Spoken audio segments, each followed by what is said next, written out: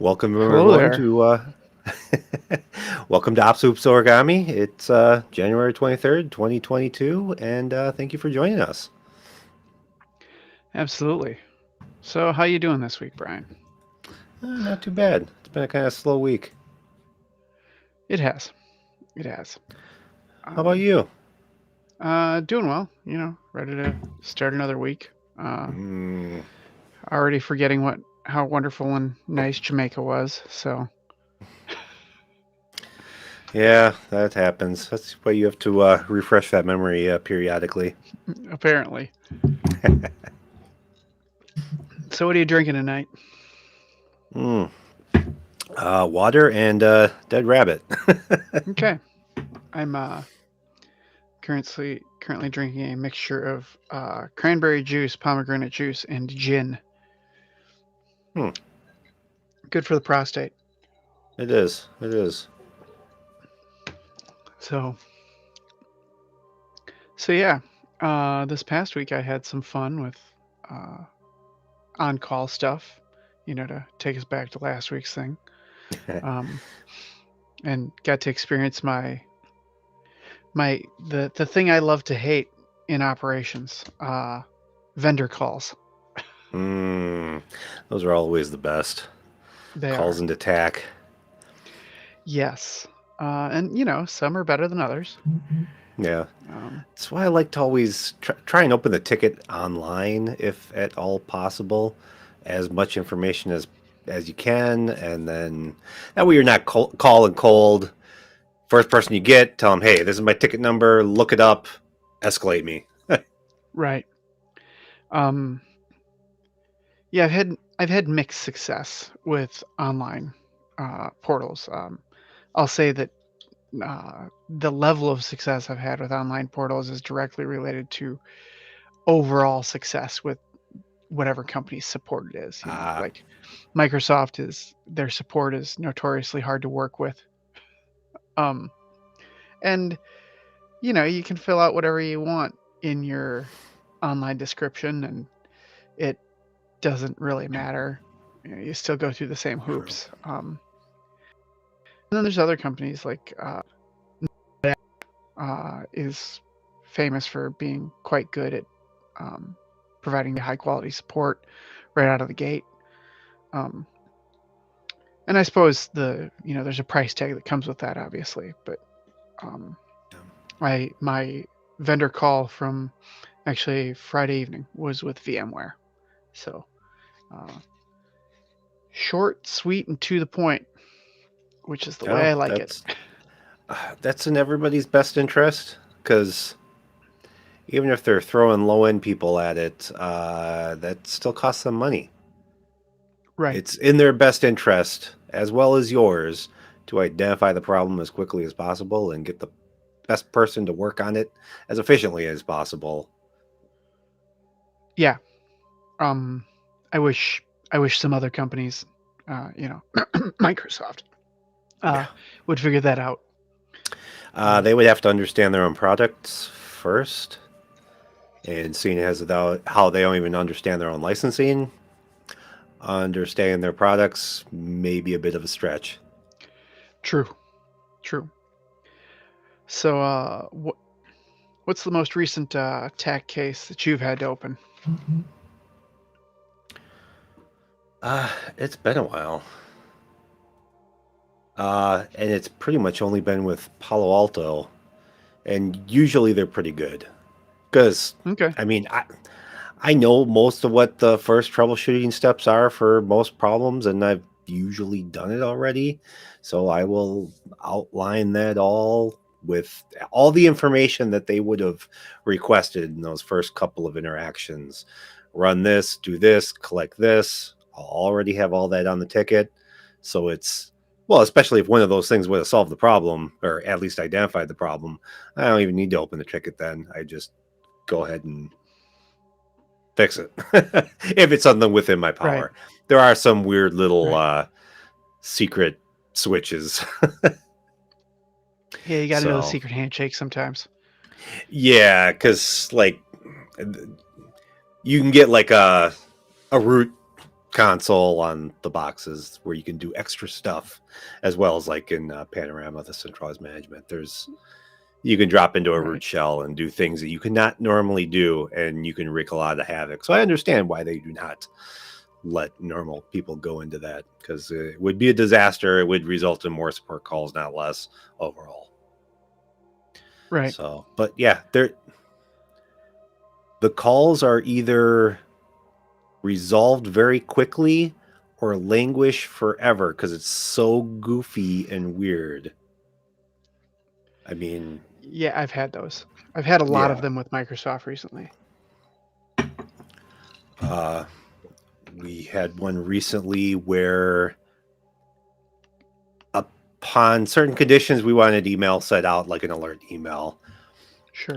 There are other alerts that are set up that fire just fine. This particular one does not. Everything is configured exactly correctly. They have no idea whatsoever, and neither do I. It just never tries to send the email. Everyone's stumped. Don't know what it That's is. Although I haven't actually touched that one in months, and practically everything's been updated since then. So maybe we can give that one another shot. okay. I know the guy I was working with on that is watching right now. So Excellent. Yeah, how many do we have on? I think 5. 5. Woo. That's not too bad. Big numbers. It's not too bad. I mean, we've hit No, 6. we have. Not as We good as have. 6. I should watch on my phone so that we can hit 6. Yeah. Boost those numbers. Boost those That numbers. doesn't count. That doesn't count. No, it really doesn't. Um. So yeah. Anybody else Anybody else watching? If you got interesting stories about your calls to TAC or customer service, you feel free to chime in. We'd love to hear from you. Yeah. It, Networking, I have. security systems, You whatever. betcha. Exactly. Um, I mean, I have a special place in the deep depths of my gut of hate for Microsoft support calls. Um, I They I have said before that I would rather get dental work without enough Novocaine than do a Microsoft support case. But they've been almost universally awful for 20 years as far as support goes. So right. And I've had support cases with them that have gone well, but you know, I would say that out of if there's 20 support cases, I'd count myself lucky if one of them went truly well. with them, more than probably any other vendor, it feels like their primary goal is to push you off onto someone else. Oh, you're having a problem with Azure. Oh, you have a Dell laptop? Yeah, you should call Dell. Wait, what? How does that make sense? I mean, obviously, it would not be that absurd, Right. but No, but if I hear there's you. anyone else that they can push you off onto and make you call them, and trying to coordinate multiple vendors, yeah. I mean, I'm sure Microsoft and VMware is a common one, and then add in some hardware vendor as well for whatever that stack is running on. Well, Welcome to one of the. I'm not sure which circle of hell that is, but it's one of them. you'd think that would be better when you consolidate vendors, but um so far my experience with like some of the big cloud providers is that's not true. It's just, they treat each other like different companies, and yeah, they sort of behave like they're partners, but you know, one group says, "Well, it's not us," and they transfer it to somebody else, and they're like, "Well, it's not us." Well, it's got to be one of you. Mhm. So Yeah. who is it? I Um, mean, who knows? Maybe it's me. If it's me, tell me it's me. and that's the thing. Like, um, the amount of work. Okay. Yes, Yes. that's true. Yes. Uh, Reading the comment here, that is definitely true. Yeah, from a network perspective, network support perspective, the absolute worst horror stories come from trying to work with MSPs that support phone systems. I would tend to concur. It's always a network problem until it's not. Then it's always a firewall problem until it's not. Then it's anyone but the phone vendor's problem. It doesn't anyone within the blast radius, they will never take responsibility.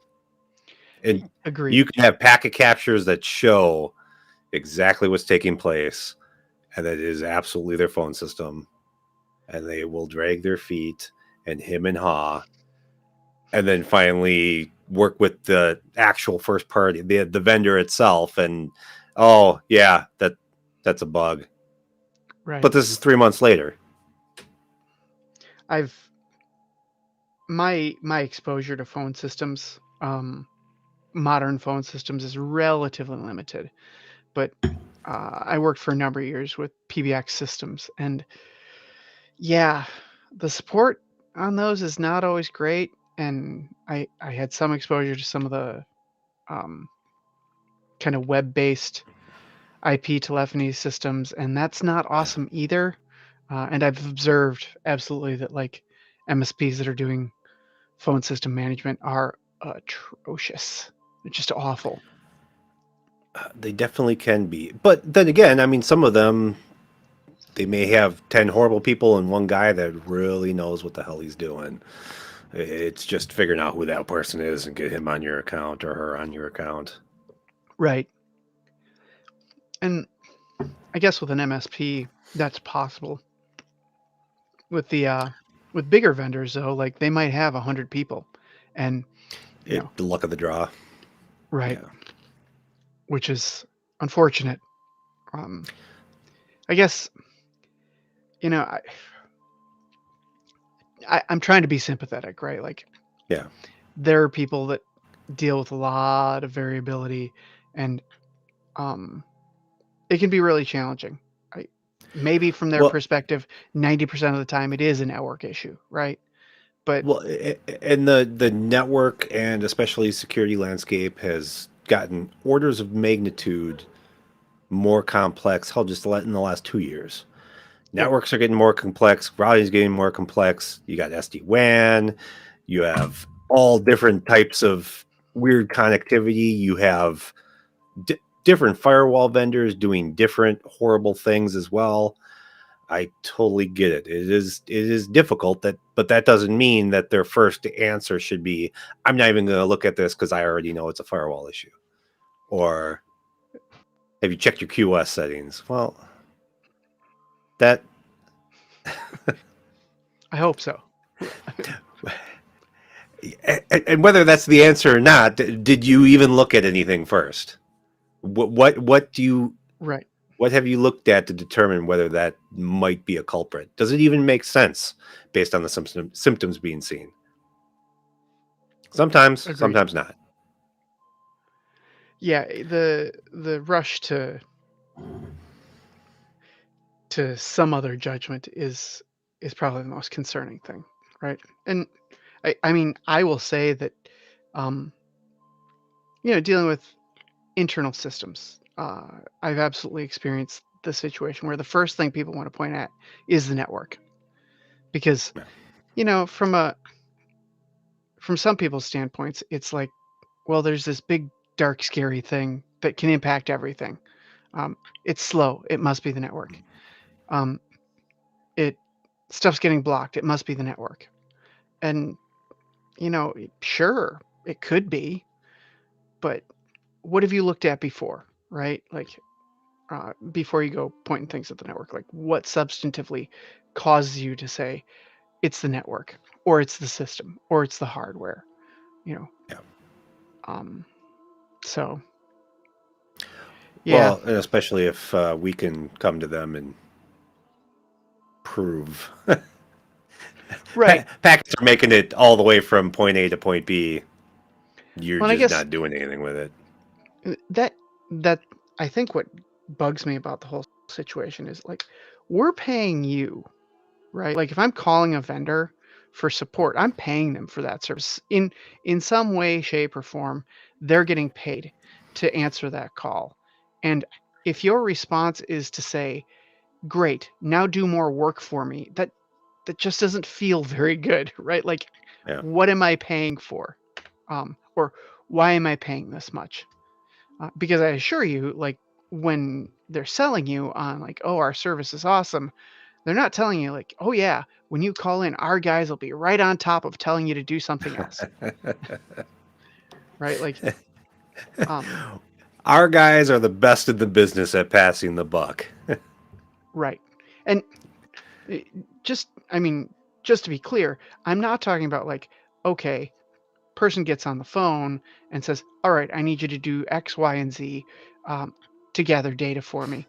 I have no issue with that. I expect the Yeah. same thing out of people that I'm supporting, right? Like, if you're going to ask me for support, you need to do the things that I'm asking you to so that I can get to resolution as quickly as possible for Yeah. you. Um, and I've experienced the end users that are like, oh, why do I have to do this? Just fix my problem. Well, I can't fix your problem until I know what it is. Yeah. But Yeah. at the same time, um, I I don't feel comfortable at all telling an end user like, yeah, it's not anything that's wrong with our stuff. It's probably this or it's probably that. Like, I'd better Yeah. be pretty darn sure that it's like, hey, it's your ISP, Mr. Home User, right? Like, I want to Well, be really sure of all, that before I tell them. and all those simple questions should have been asked at tier one before it even really hit somebody that could really solve a problem. All the dumb questions should have already been asked, ideally. Ideally, um, I So, mean, I guess my experience with that is ideal is I understand why the people further up the chain ask those questions. Um, and it can be pretty cursory, right? Like you just go through and you verify everything, unless you're absolutely positive that your mhm, tier one has done all those things reliably. Um, but yeah, I mean, you should be handling all those basics early on in the process, yeah. if for no other reason than to provide the information to the the higher tiers so they can work efficiently on a problem. Because let's face it, those higher tier staff are way more expensive. Oh, absolutely. And I think everybody's tier one is probably roughly in the same neighborhood. There's probably some vendors that are definitely better, but in general, they are what they are. They serve a very specific purpose, and they're not going to be the best people they have. That's the nature of tier one. Right. It's where it goes from there. How it's handled at tier one to either escalate or not. That's really the differentiator. I mean, like take Cisco. I mean, Sure. historically, their tier one has always also been garbage. But you get escalated a couple of times. You when you get to the right person, when you get to somebody that really knows what the hell they're doing, you get that person generally that doesn't even care whose system it is, what it's. They're like, hey, let's hop on well, I almost said Zoom, but it would be WebEx for Cisco, and let's poke around and like figure out what's going on. You get the person that's actually like engaged and motivated and really knows their stuff. They're gonna go. They tend to go above and beyond to try and figure out what is Sure. exactly is going on. And if it is, when you get to that, like sometimes even tier two, but generally like a tier person or like an engineering person, Hmm. they don't care if it's somebody else's problem. They want to figure out what that problem is.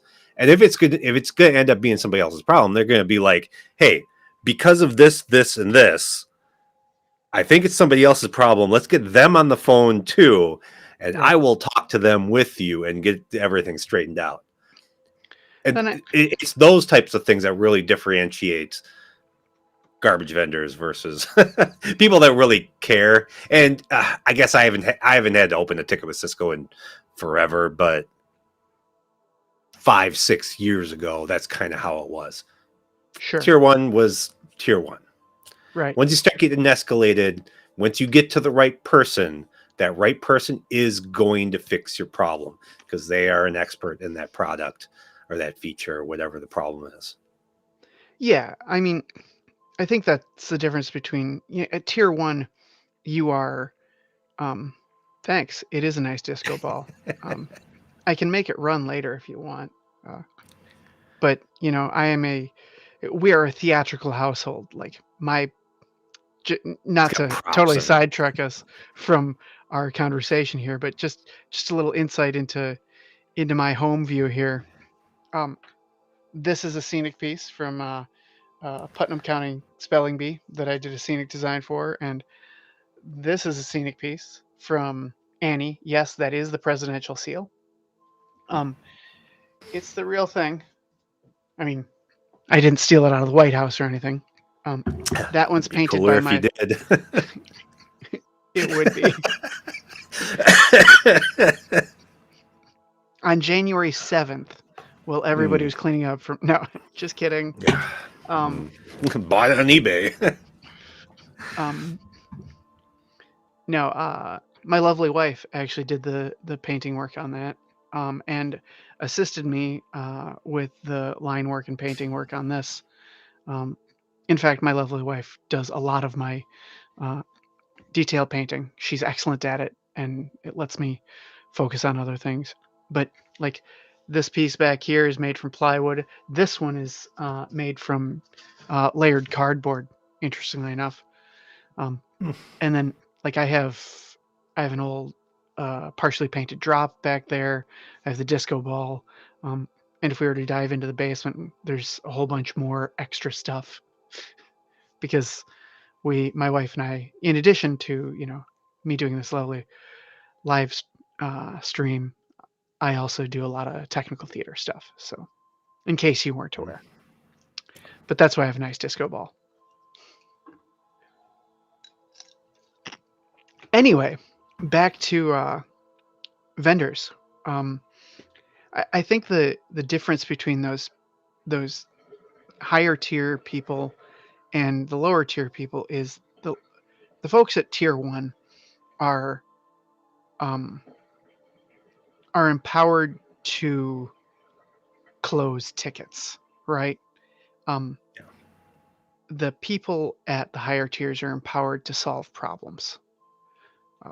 And the metrics that they're measured on really tell you all of that.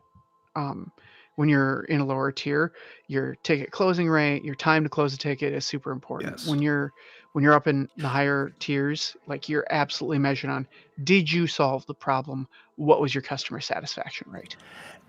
And I think that's something that some managers of support teams do not understand. That whether you've designed that system to be gamified or not, it is gamified.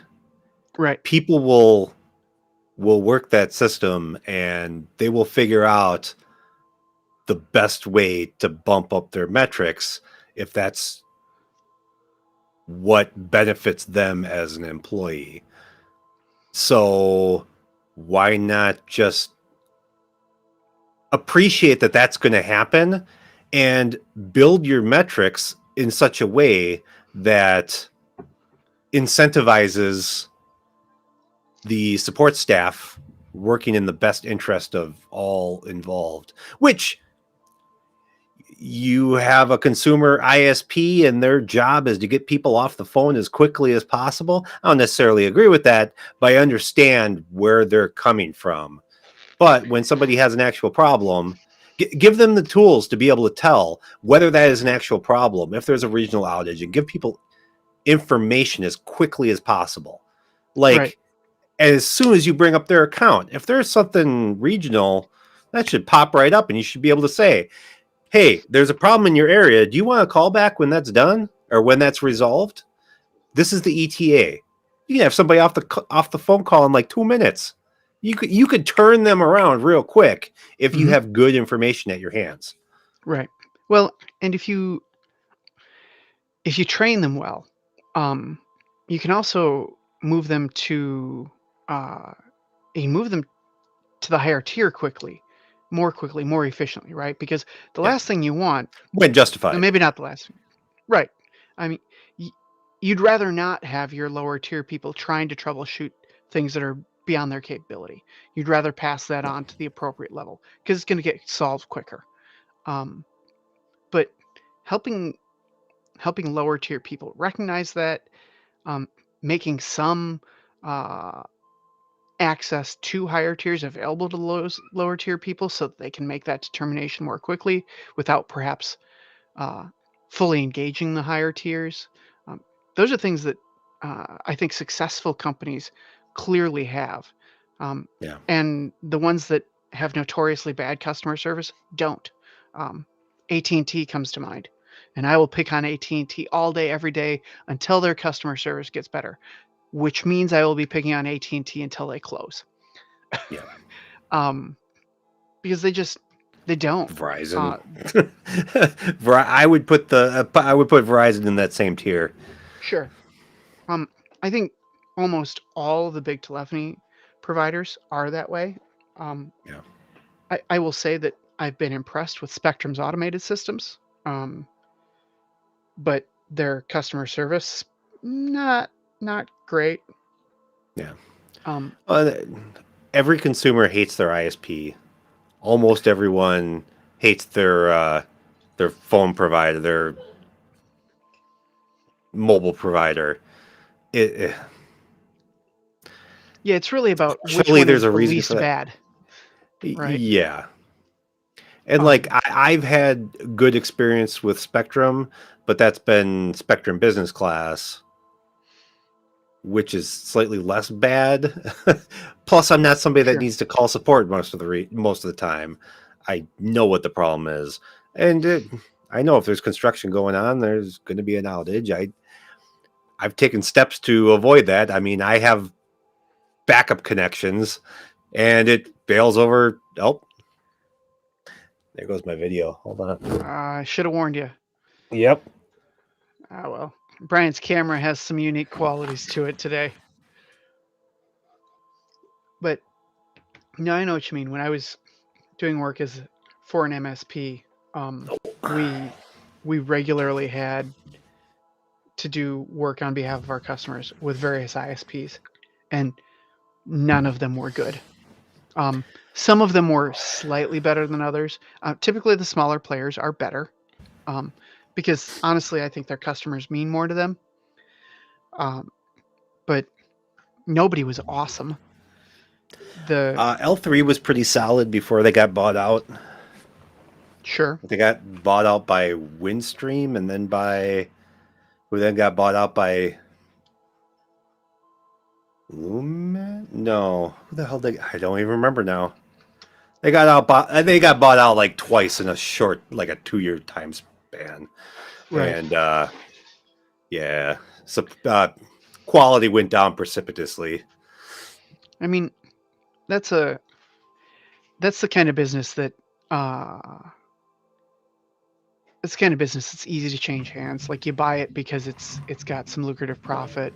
Um, you always feel like you can shave cost off of it, no matter what business you are. You're like, oh, I know these guys have got it pretty lean, but we can do it better, right? So that you buy it because it's good profit, and then because it's profitable, it's easy to sell. So if you're in need of a quick cash infusion, you'll sell it.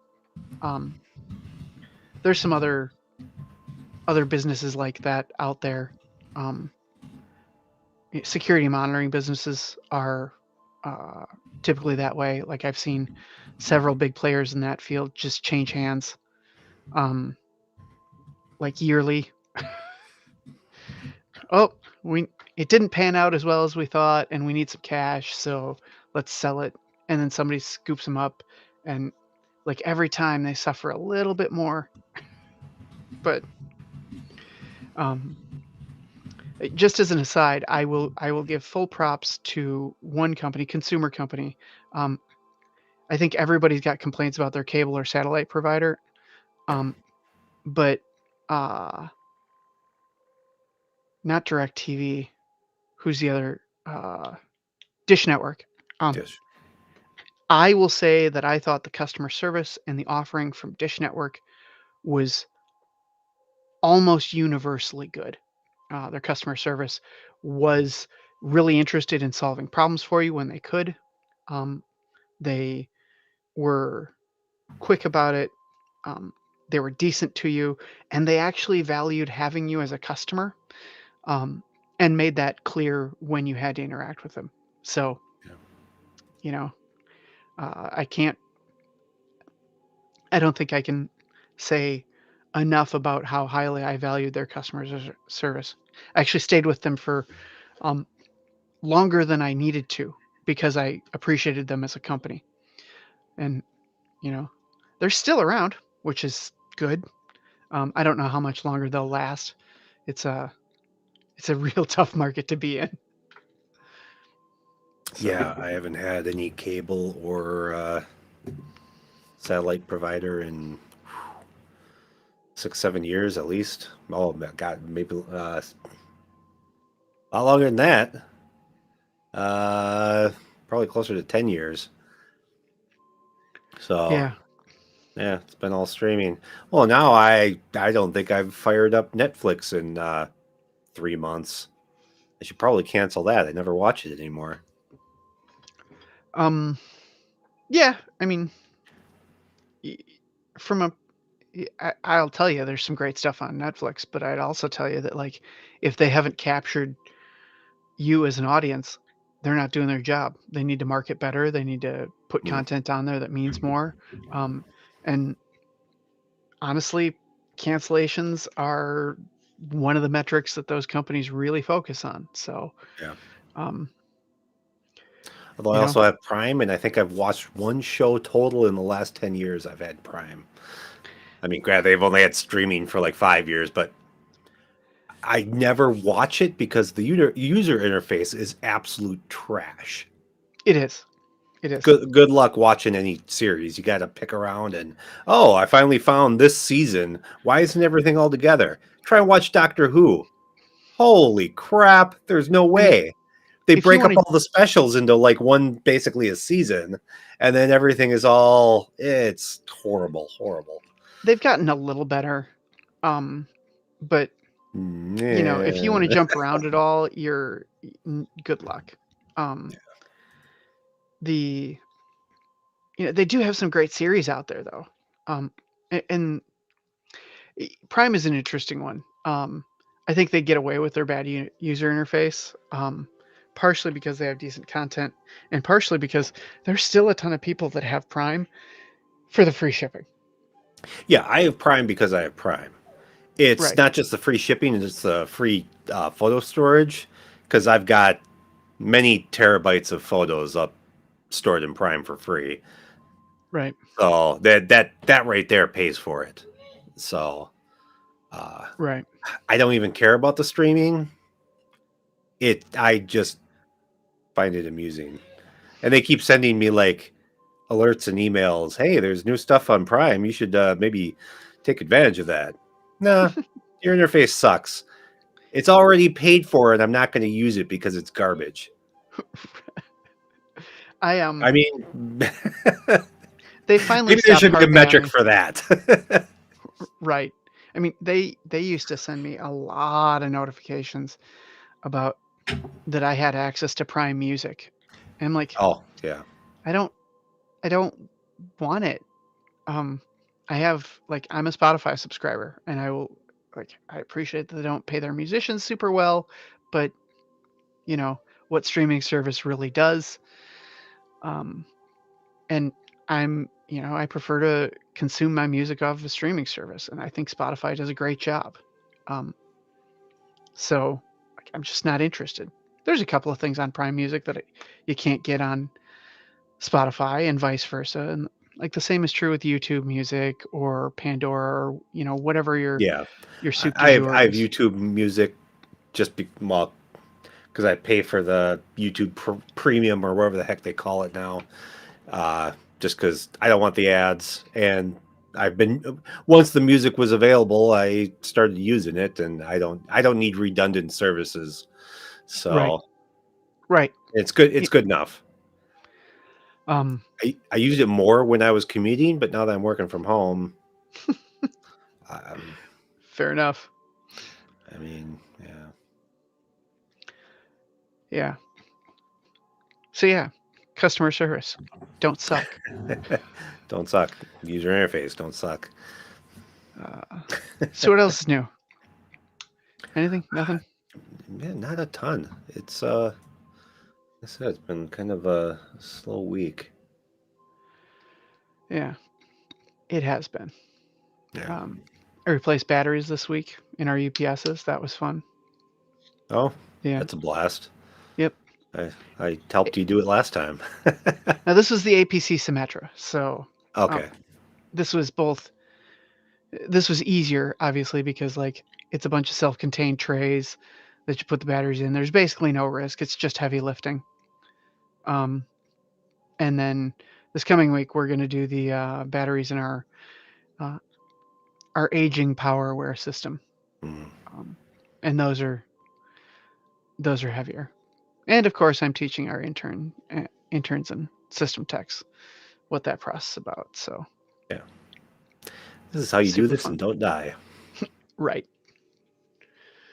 Um, Yeah, it's only 48 volts, but it's a lot of amps. uh, so on the, I'm not going to guess. I'm just going to do the math. I want to say it's more than that. It's hang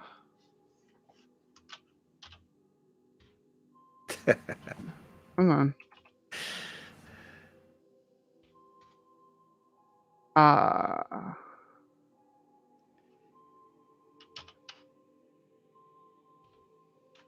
wow, me and my fat fingers today not working out.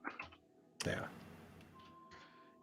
Uh, I want to. It I might think be there are nice. 8 It battery might be nice. strings. So 96. No, 12 volts at 8 batteries is 192. Or no, 96. You're right, Yeah, 96. 96. Um, so 96 volts at the amperage that a reasonably sized sealed lead acid can do is it's stiff. Well, and half the problem isn't necessarily you touching it. Right. It's you dropping a tool across it that will now blow up in your face because those batteries, when they're shorted, can dump a lot of current very quickly and it will vaporize a wrench. Yep. Arc flash is And real. yes. Um, you know, appropriate care, right? Um, Yeah. also, use a short screwdriver. Use a high voltage braided one. Right. Plastic along on everything. Yeah. Mm-hmm. Well, we've got our hot work gloves and whatnot, which really make the dexterity suffer, but um, the uh, the insulation's real nice. Yeah. So like I'll go through the lack of dexterity and deal with that to get a safer environment. Well, and if you have rated tools as well, where that risk of especially if you have reduced dexterity of dropping a tool onto something that should not go onto, there's ways to mitigate a lot of that risk, even though you're working hot. Right. So it'll be interesting. Um, and it's something you got to do like every 5 years. So Well, yeah, uh, yeah, one of the commenters being colorful.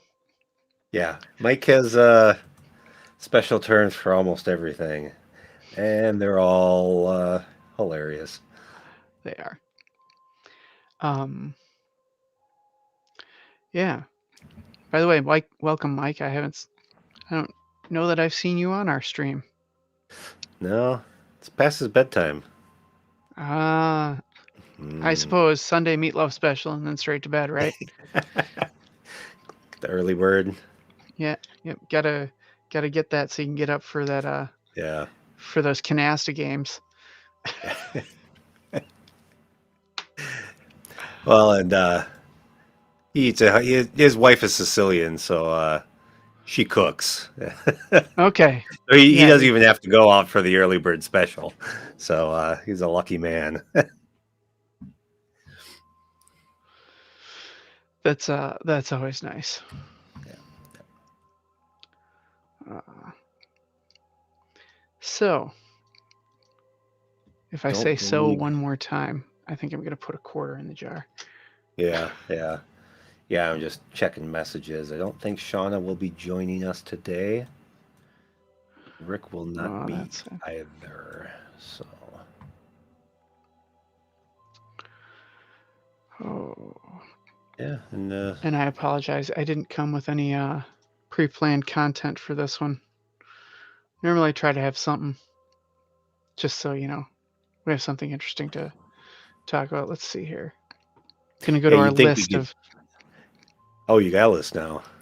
I Yeah, mean, we've I've been got meaning to some. work on that. Yeah. Yeah. Um. Well, actually, I'm gonna topical thing for me right here. The new computer that I'm gonna be working on, uh, which new laptop replacing. Okay, let me see here. It's all right. Here, All new right. laptop. Uh, it's not just a prop. Ah, Um. No. From our list of short topics. Uh, what's the longest it ever took you to build a new computer? the longest? I don't know. Hmm. It doesn't take very long. I mean, from like the time you get it to the time that it's fully functional and usable without like you going, oh crud, I got to install another piece of software.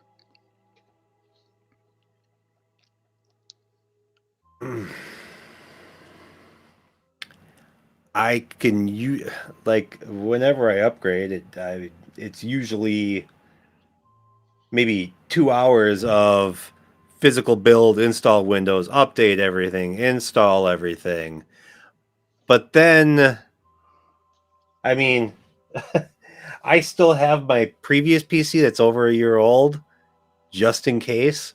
It's Uh-huh. sitting there running because occasionally I need to.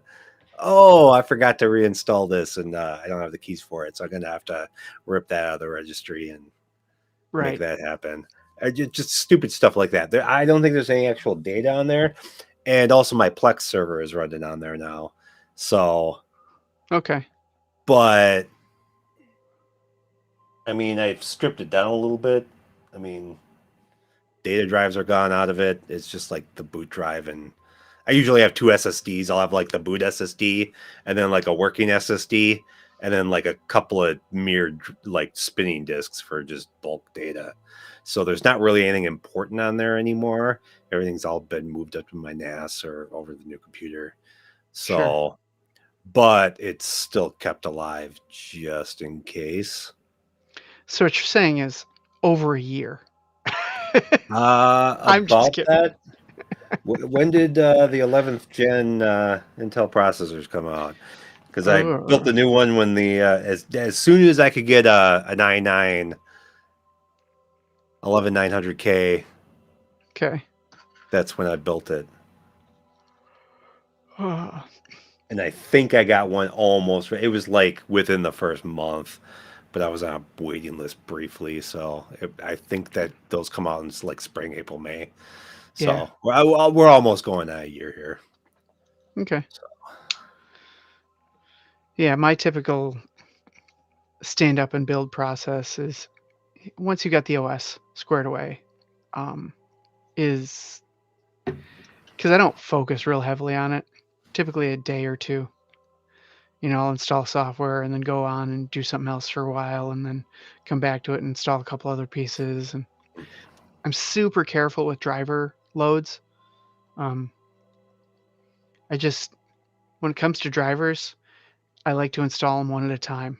And I know theoretically you can do multiple installs at once and it's supposed to behave well, but eh, If it's a fresh install, if it's a brand new computer, I get everything all completely updated. If there's a problem, then I'll backtrack.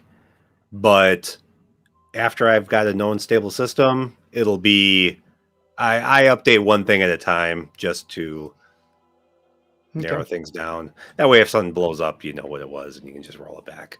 It's not really a Sure. big deal. But if So it's a yeah. brand new PC, you don't have much into it. And how much time are you going to spend in between individual ones? It doesn't matter. Just get everything updated and you go. Right. You either have a problem or you don't. If you do, okay, then maybe put more work into it. But why put more work into a system that is basically disposable at that point? You have no work, like real work into that system yet. So it's you burn it down and start over. Who Right. cares? Yeah. If it's flaky, just start over. Yeah. Um, I mean, that's been my goal. Like the holy grail to me is having a system that you can always burn down if it gets flaky. Yeah. Um, I've never gotten there. By the time you've got it functional to use, um, you've put in a fair amount of effort into it. Yeah, especially for a home PC, it's probably easier on a work PC just because you're more limited in what's installed generally. Sure. Most of your data should be sitting up on a share of some sort, or it's being backed up. I mean, Yeah. even at home, I mean, I do have, I mean, I have a pair of, I think they're 18T drives mirrored, and they're basically full, but it's all photos. It's all stuff that's already backed up. So it's local-ish because it's convenient, not because it's important. So everything is on my NAS. It's also photos are also up in Prime, backed up to Sure. there. Anything else is basically disposable data. It's just here because it's convenient for it to be here, not because it needs to be here. Uh, Stuff in my actual profile, most of that's being backed up even at home. Right. So I guess I'm also not there, but I'm working towards being there. And this actually makes me think of something that I want to do for my business is I've been talking about switching to doing like per customer VDIs uh just to keep everything separate. I mean, because it's all security and firewall work that I do generally. So being able to have a single VDI that I can remote into has all the tools I need for that customer. Any data related to that customer is all sitting there. I can have their VPN client or whatever I need for remote access for them. It's completely separate from every other customer. Right now, I've got things as partitioned as best as I can, both on my PC and my laptop. But I think that might be a better solution going forward. We just haven't figured out what to use. Uh, AWS Workspaces looks interesting, but the pricing isn't great. Hmm. But we're lucky enough to be we're not like a bottom tier MSP or anything. If we have to spend a couple $100 per customer per month per tech, it's not really whatever. It's not anything that's gonna impact anything, and I would think that the consistency of access, because then I had just have one VDI I hit from wherever I'm at. Hell, I can Right. have a back IP that is only let into certain things or whatever. I think the security may outweigh the cost and just Sure. usability. I think it would be more flexible and usable in the long term. Plus, then you just have one bundle of stuff. Right. And so, yeah, I'll have to have a couple of different VDIs, and that's fine. A couple to build up, but once we kind of have a process in place, I don't think it'll be that bad. What do you think about something like that? I mean, from a security standpoint, um, it's great. Uh, it, I think the biggest challenge you come to is, you know, say you build up scripting, um, when you're working for one customer. Yeah, your whole You environment is all set up, and right. Um, and like you come up with a useful script to do a particular task. Then you find you need to do that same task for another customer, making sure that you've, you know, exported that scripting content or that automation content, whatever, so that you can reuse it. Yeah. I Is try and build everything in a reusable manner. So Mhm. yeah, there may be things that are customer specific, but in general, keep it modular, build things that can be used in different ways, and make things that are variables that make sense to be variables to be able to do stuff like that. right, So ideally, that whatever script could just be moved out, and there might be a file that holds all the variables, or just stick at the beginning. And oh, okay. there you go. Yeah, so that's exactly what Mike does. Yeah, it seems like a good idea to me. It seems like a good way to go. I just need to figure out what we're going to do, because Right. we're everything we currently have in the cloud. We do everything in GCP. GCP does not have an equivalent product to AWS workspaces, Mhm. which is unfortunate. So it's basically, okay, what do? We build out a VDI environment on top inside of GCP, or do we use a third-party product to just access VMs we stand up, or even, I mean, you could use just RDP and just stand up the VMs and just access Right. those just via RDP. But I don't Yeah. know. Not. I like the idea of a VDI environment. SOS? What's SOS? I mean, it's save our ship, Brian. Oh,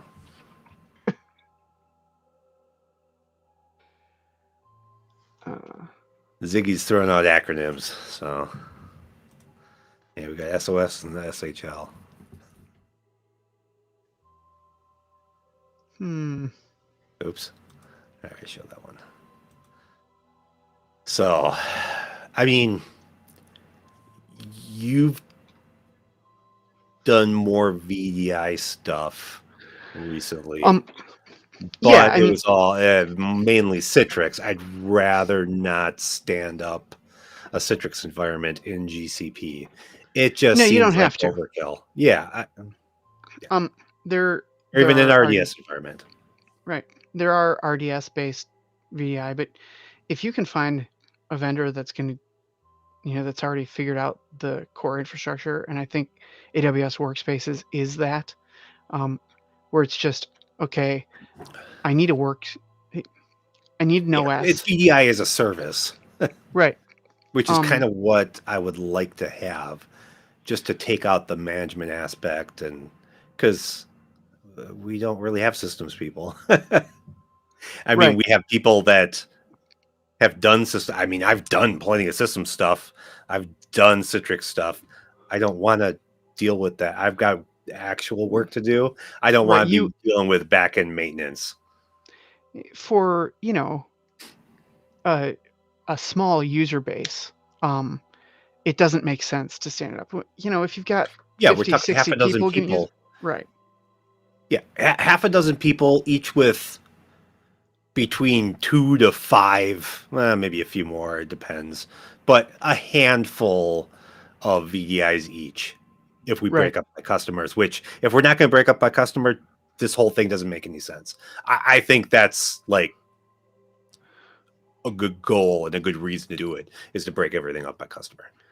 Um, I mean, honestly, if you're going to do it, then you break it up by customer, and then maybe you have one or two per customer, but make them identical, right? Like if you have a tool set that you need, Yeah. um, like Somebody else you probably should needs it settle too. right. And maybe they've got a couple other things they like to use that goes on there as well, but have a consistent set for each customer. You're probably going to find Well, that the majority of them are pretty similar, Well, but really, I mean, that's what I was about to go towards is, I mean, there's only so many things out there. As long as it's not some proprietary thing, you just keep building up your gold image with whatever tools are useful, and you either use them or you don't. right, It's more the individual configuration of that particular profile and the data contained right. therein. And like the IP addresses in case you need to do um, Yep. specific static IPs or what have you. That's it's a good idea. Um, particularly for, um, you know, when I'm working with vendors, if they tell me, they want to get in, either I'm offering them a VPN connection, or in a few rare circumstances, if they've got a static IP and we trust them, then like, okay, we'll grant you access to something via your static IP, right? Yeah. And that's but knowing that the vendor has a static IP, um, being able to say yes, I'm going to allow VPN um, from this IP address. That's nice. Like 2 layers of security. I mean, IP Yeah. filtering is crude security, but it does Oh, work. it's better than nothing. And if it's something like, well, whatever, AWS, GCP, where you can have, hell, you can even, as long as you don't have more than one run at a time, you could theoretically shift that one around, but it doesn't even matter. But it would be very easy to have the same IP always on your VDI. Right. You just, I mean, AWS, you just have an elastic IP that's assigned to you that goes to that one VDI, and you're always coming from there. So even if it's a company that doesn't traditionally allow VPN, which is, it happens, uh, Right. or they only allow it for like IT staff or something like that, or if they feel weird about it, hey, allow it just from here. Right. This is a secured PC. Hell, we'll put your AV, your endpoint security on there if you want. We'll we'll Right. we'll control this however you want, whatever makes you comfortable with this outside system accessing your resources. That's fine. So And then you can do other things like integrate with known identity providers, like secure identity providers. Make sure that that's all clean. Um, yeah, like you can do a lot to protect it if you're going that route where um, your individualized laptops may not be as easy to like. Obviously, you're going to protect them a little bit, but um, actually, hopefully, a lot, but maybe not in the ways that your customers would deem acceptable. Um, because to your point, like they've got their own AV package, and that's the one they've chosen to go with. yeah. You know, they want I their mean, ours is reporting, whatever better, it might but be. we'll run both. Exactly. If you can get them to run correctly. Yeah, that we have a license. We have a like a NFR for a Cortex XDR, so we run that on all our Okay. stuff. So it plays pretty well with pretty much anything else you want to run it with. Yep. So as long as it's That's like any of the like enterprise kind of like real, you want to run it against some home version of Norton, you're probably gonna hate life. Especially if it's the newer versions of Norton 360 that want to run a crypto miner. no, not No, gonna. no, it's not gonna like that. So I mean, you can go uh, through and set a whole bunch of exceptions, but what's the I'd point rather at not. that point? Well, yeah. Yeah. What's the point at that point? So Uh, cool. Um, all right. What else you want to talk about? What else you guys want us to talk about? yeah, we got 5 on. Somebody speak up. In the meantime, we can talk about songs that I will not sing for you. Just Oh, kidding. Um, it's a really easy list. I won't sing any songs for you. Um, let's see here. Uh, Other topics that I had for us. What is Amazon taking over next? What do you think Amazon will get into next? I know one of the things they Um, want to get into. I mean, they see Starlink and they're like, ah. So they want no karaoke. No, he does fair enough. karaoke. He just won't sing for us. Uh,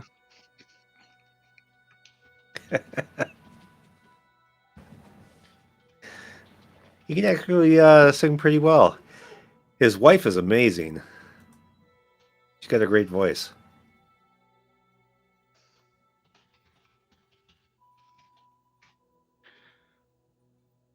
Do I think Amazon will get into the metaverse? I'm sure they will because, it's the Silicon Valley du jour. Do I think metaverse is worth getting into? No, I do not. It's, it's kind of stupid. I mean, Um, it's stupid and long term probably inevitable because there are people that is desirable for or to. They want to stick their head in a VR headset and forget about the world. That seems silly to me. so I've read most of, or I won't say most of the novels in that genre. Um, but like I've read Neil Stevenson, I've read uh, Gibson, um, and the concepts are really cool. But our world is not in a place where um, the vast majority of the populace is going to prefer to be in VR rather than out meeting people. Um, I'm sure Bill Gates would prefer to be in a virtual reality world. Um, then he can look however he wants and not have to worry about, like, I don't know, whatever mundane thing he does every day that really bugs him and he feels like he shouldn't have to because he's got so much money. Um, Yeah. but I haven't heard Elon Musk talk too much about the metaverse, and that guy's got more money than He has talked about it, and he says it's stupid. And this is from coming from the guy that's developing brain implants to be able to interface to computers better. He thinks it's stupid, and he has the perfect technology that could benefit from it, and he still thinks it's stupid right, because he wants to use it for useful things, not people disappearing into their own right. fictional The universe. the human computer interface, I see that coming, right? Like the Yeah, ability for us to interact with our technology better.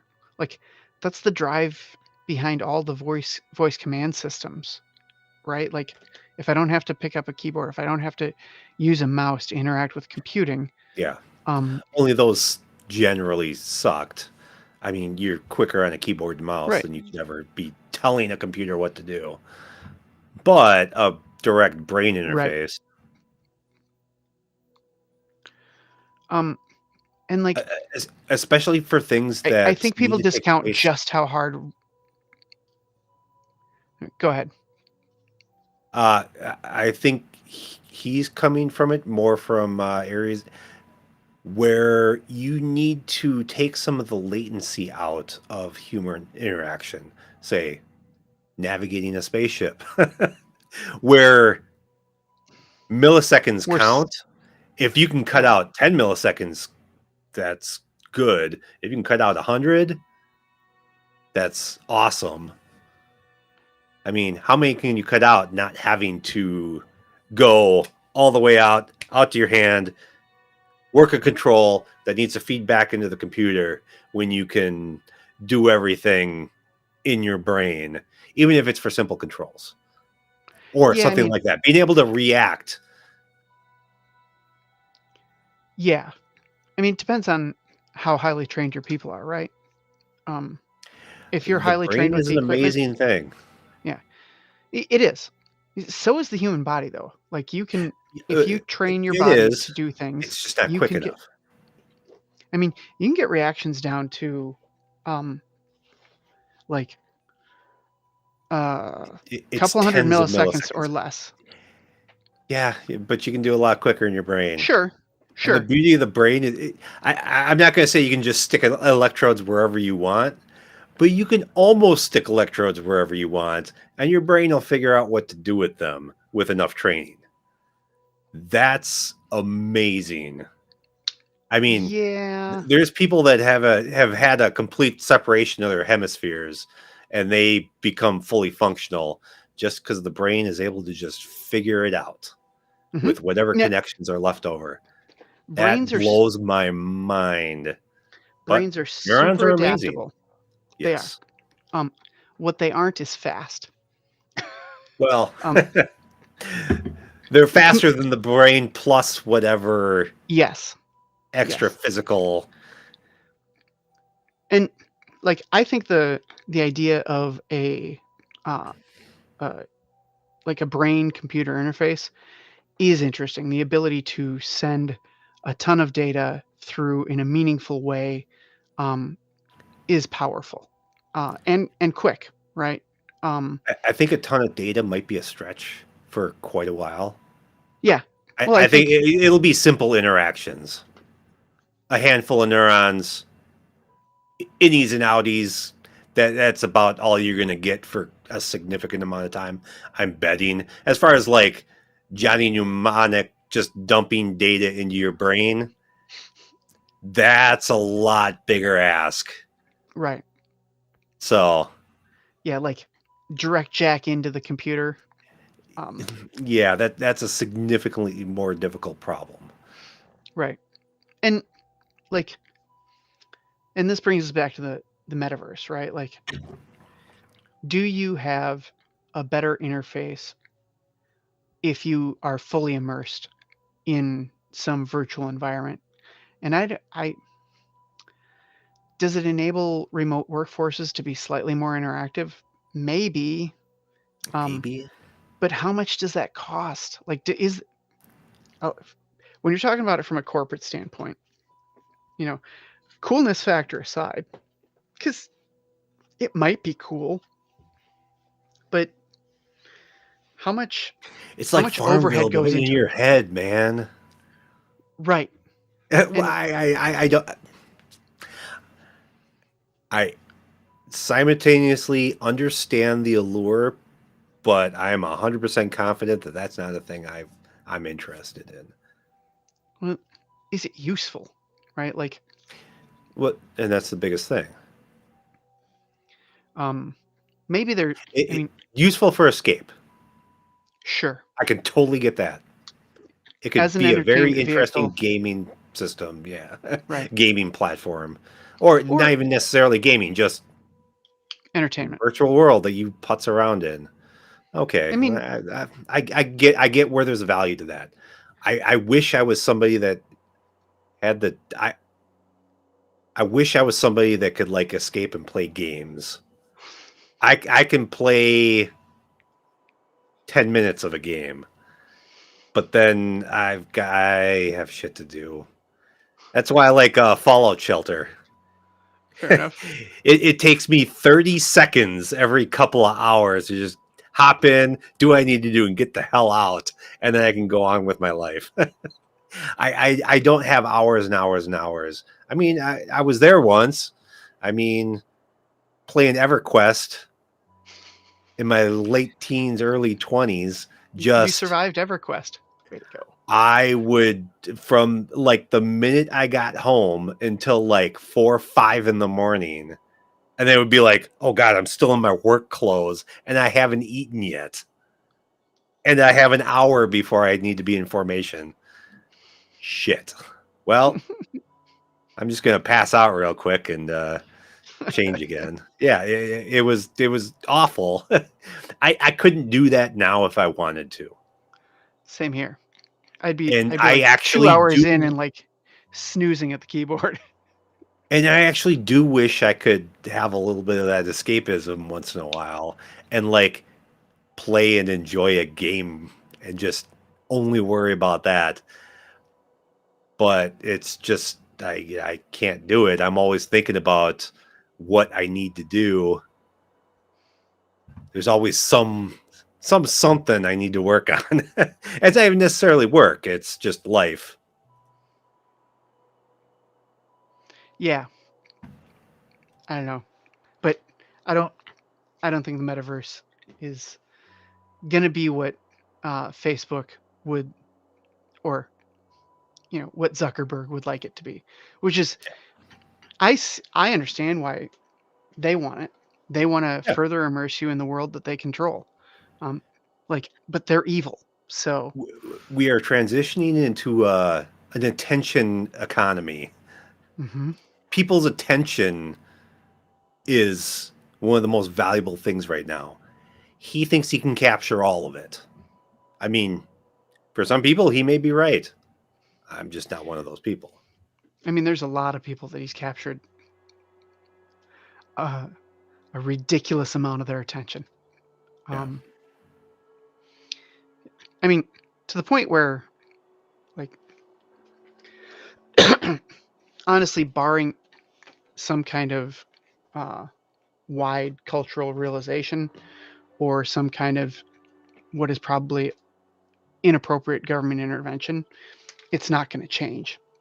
So either the company's going to uh, break itself down in some way, or it will continue to do so, and I think ultimately be detrimental to people. Um, I think it's already detrimental to people. yeah, no, but I mean, I guess what I mean is like significantly detrimental. Like you want to see this may be a little bit of hyperbole, but um, is it possible that the death of Western civilization is Facebook?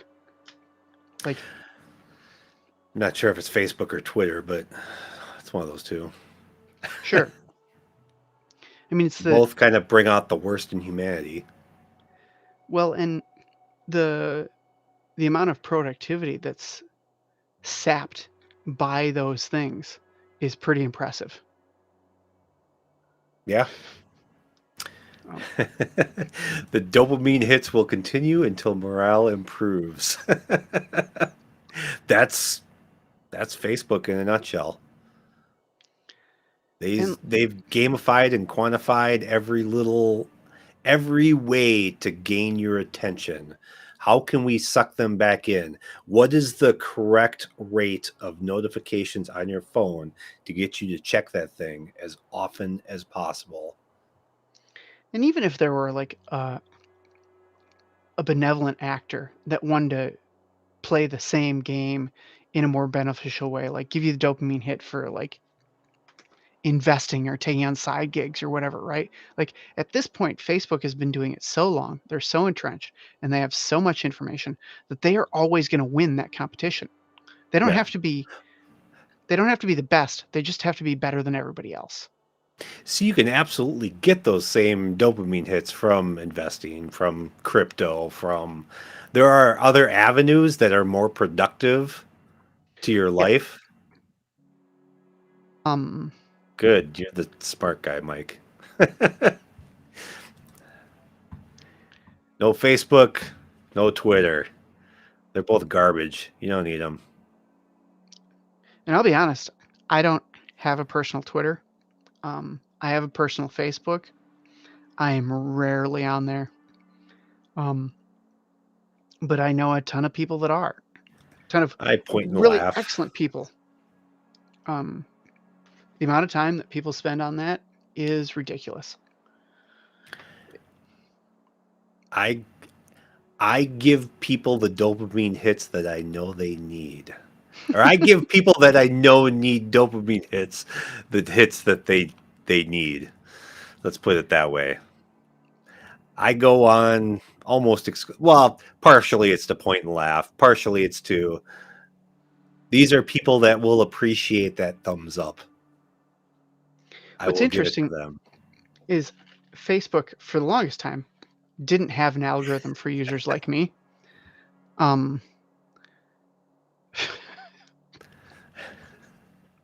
I mean, Has he been doing anything silly these days? I haven't been paying attention to OJ since he got busted for like a bunch of ecstasy or whatever that was a couple years back.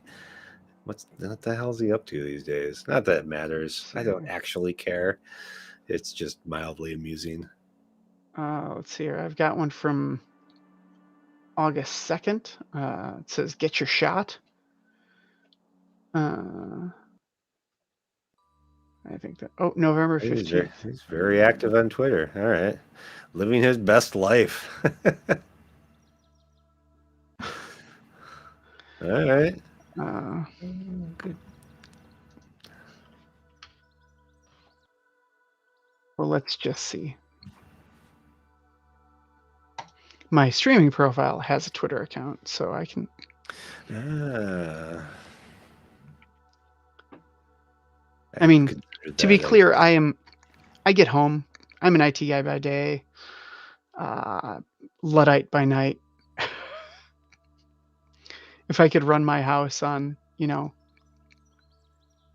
charcoal briquettes and oxen, I probably would.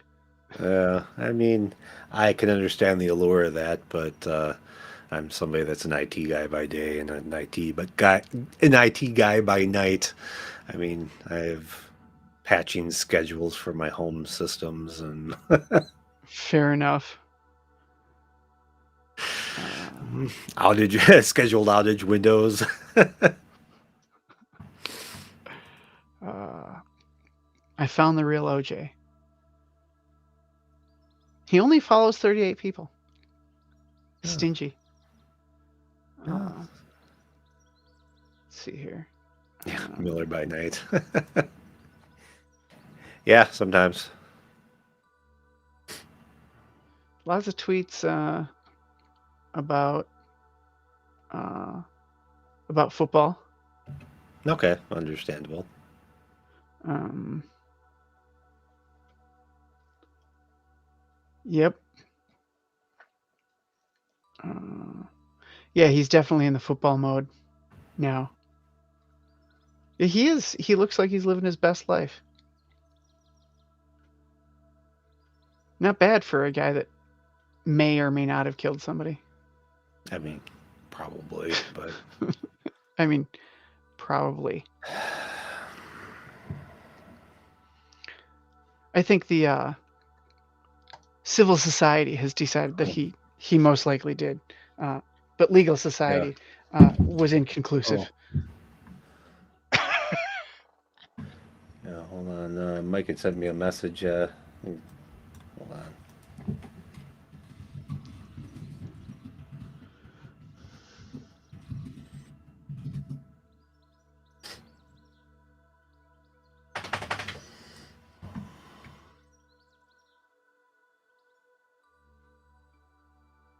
Yeah, I was watching my Google chat and my Facebook chat. I wasn't watching my messages for web.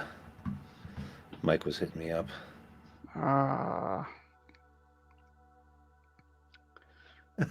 too many platforms, Allegedly. allegedly.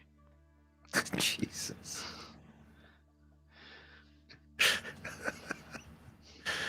Oh, you guys. So what I will say is OJ's Twitter feed is filled with him just taking short videos of himself. Oh, So yeah, I'm out of dead rabbit here, Mike. Did you end up grabbing some dead rabbit? He had asked me for a list to build a little bar a while back. Dead rabbit was on the list yep, it's a good choice. because he has that on the floor for discussion. I'll send you a link. If you'd like to text it to you or email you, Mike. Well, don't send it to him in Facebook or Twitter. Yeah. Here, I'll email it to you. I've got that somewhere.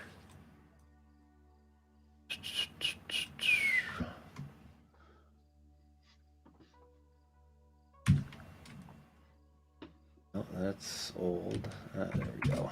That one will work.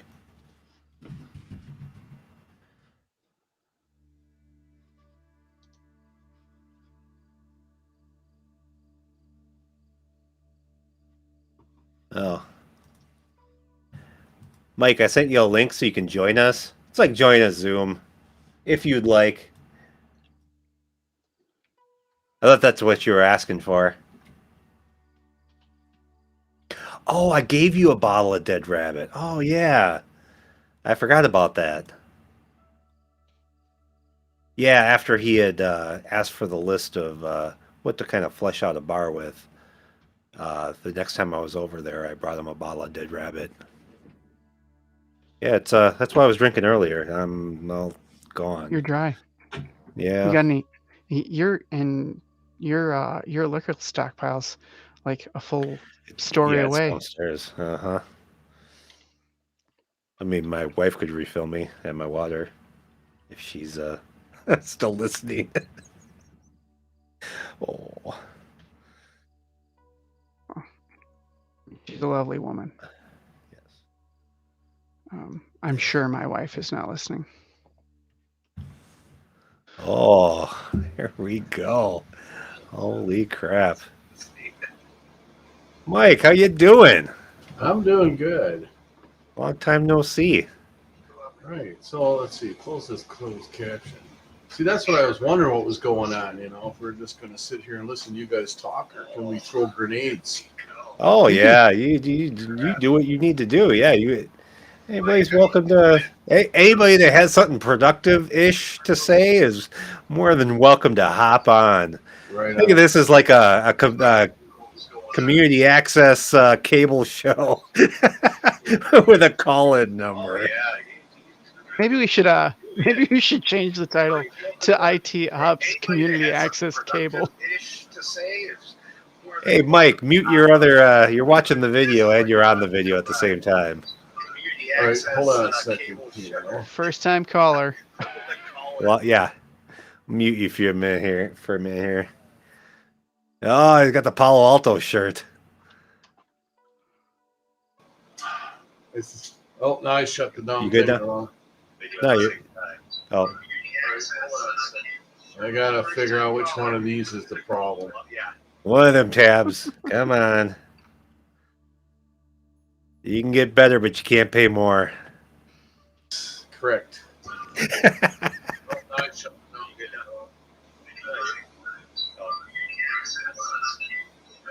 Come on, you're killing us here. I mean, it's fun to watch you work. Oh, get it? I think we got it. Better he muted himself. Oh, that could be too. Yeah, I'm getting no levels from him, so. Mike, our silent partner. Yeah. We can't hear you. Can't hear you. Well, I muted it. That's why. Yeah, you're muting us on the. Yeah. Mute the. You're playing the video and you're listening to it. Oh, well, let me shut that one down. Oh, yeah. That's what I'm saying. I closed it, right? Oh, yeah. We're not getting the echo anymore now. Good help's hard to find. I'm telling you. I know.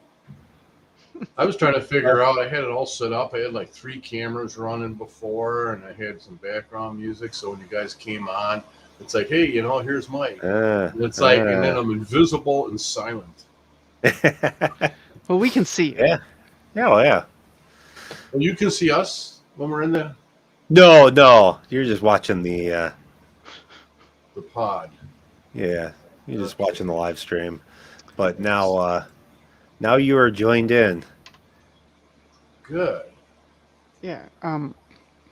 VTP. Oh. What is VTP? VLAN trunking protocol. It's a Cisco. Okay. It gets you more trouble than anything. Yeah, it can be. It can be a time saver, and it can also eat your lunch. So.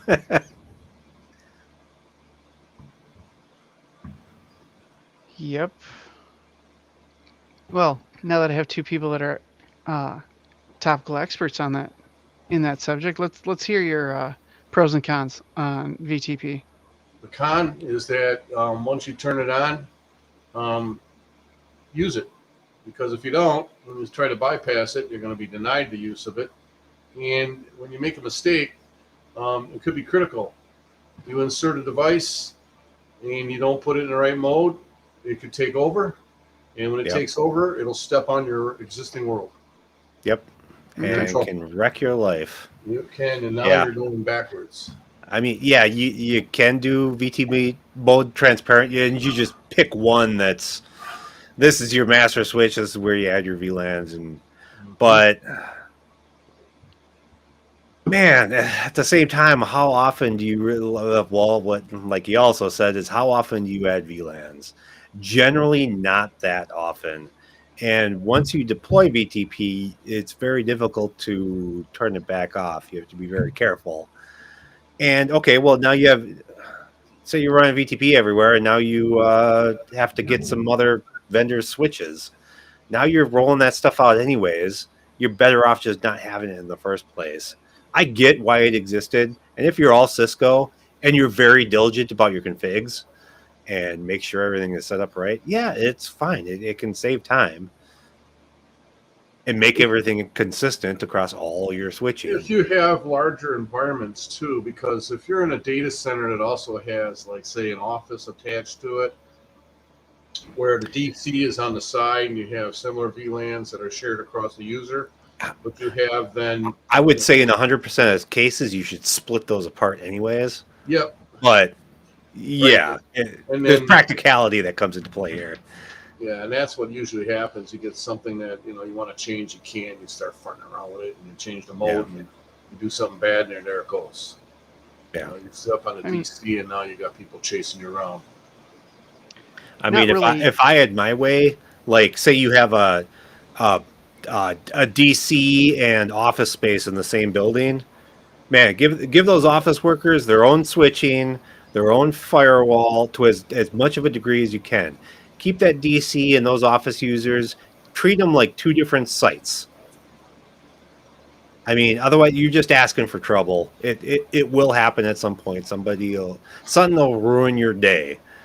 Just keep the stuff separate. It's not that, or at least on the switching side, keep everything separate. Yep. There's no reason for those two worlds to touch. All that traffic should be going through a firewall anyways. Right. So at least up to the firewall, keep everything separate. I mean, to me, it sounds like that's a config management problem more than, like, yeah, it'll save you time, but can't you save that same amount of time by having a decent configuration management system in place? Yeah, these days, I mean, 10, 15 years ago, that really wasn't.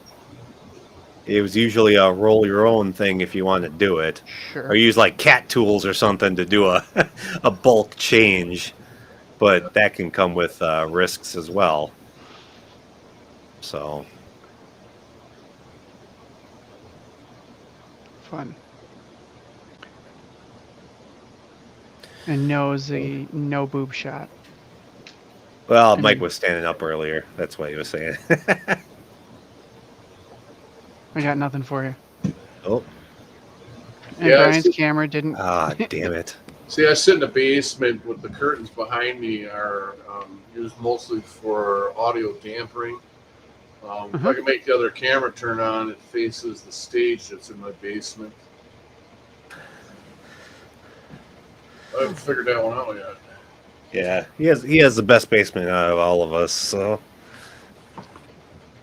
I mean, come on. I have cinder block and low slung timbers. Not even timbers, low slung floor joists. Yeah, it's I got block too. I'm hidden by a lot of stuff. Curtains. Are you 10 foot in your basement, Mike? Yeah, it's 10 foot after everything is done. Yeah, 10 foot clear in his basement. So, bottom of the beams is above 10 foot, which is awesome. And it's pretty. There's like not a lot of weird extra walls or anything. It's all kind of open. Yep, so he's got a nice little jam stage there. Yeah. And all the audio, all the lighting. Yep. Smoke machine. Make sure you're not using the CO2 smoke machine in the basement. No. And you got the wine cellar around the corner. Yeah. No, I mean, now you're talking. Yeah, another month, Brian. We're just about a little less than 30 days. Okay. We'll have to get to it then, and we'll see what happens. Yeah. I can't wait. Yeah. What you got going? What's coming out first? Well, we'll start from front to back. Usually, I usually go with the smaller amounts, so it'll be the Chardonnay and the Nero Diavola. These are all Tuscany region wines, the reds, and then behind that is the Pinot Noir, and then behind that's the Montepulciano, and then behind that will be the Barbera, and then from there, it just depends if you still can stand up. We'll keep moving towards the back of the room. Well, you gotta sample it when you're racking it. You do, and the thing that's it's quality control. It's right. Just being responsible. especially that you have the line in separate carboys, like everything that's in the fives, right? They're fermenting at different rates, and even though they're still young, they can be married, right? You can take the two fives and use one to top off the other. But after like about 6 months, you wouldn't think about doing it anymore. They're completely different. So uh, then to become, you rack them separate, you keep them separate. Um, you drink them separate. That's how it stays longevity is because you have this separation going on there. But with the Barbera is in a 15-gallon carboy. That's 54 liters. So you siphon it to another 15. There's a couple of carboys sitting on the side, a couple of fives. So there's quite a bit of leftovers. So there's a lot of opportunity there to play with it, transfer it, let it sit. I usually try to take something out of a 15, like a gallon, or maybe a 5-gallon carboy, and then you cork it and you set it aside, and then you run all the other wines through the steps, months and months and months and maybe years worth of transfer and racking, and then you open that 5 down the road, maybe a couple years and see what it did. See if it survived, and usually a good cork will make that work out really nice, and you'd be surprised the difference that comes out of two wines. That's where it gets really interesting. Yeah. But I got some stuff that you guys should try. I should pass along and let you guys try your process on it. Yeah, absolutely. Okay. Yeah. Yeah, that's coming. So you had mentioned earlier that you guys use VDIs for everything. Yes. Like how's that working out for you? It's kind of rough, unless you got big mariners, right? Because the thing that sucks about it is in the VDI, if you happen to slip out, or you can't drag nothing out of it, right? But you have multiple toolbars, right? So you click the wrong one, you can cut and paste between them.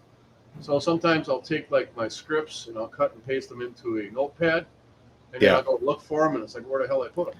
Right? Oh, yeah, I see how that could be a problem. You got a full screen. So what I really try to do is when I'm using the VDIs, I got 3 monitors: the original desktop, and 1 VDI for one company, 1 VDI for the other, and I keep them left and right, and then my primary's in the middle. So I keep them separate, right?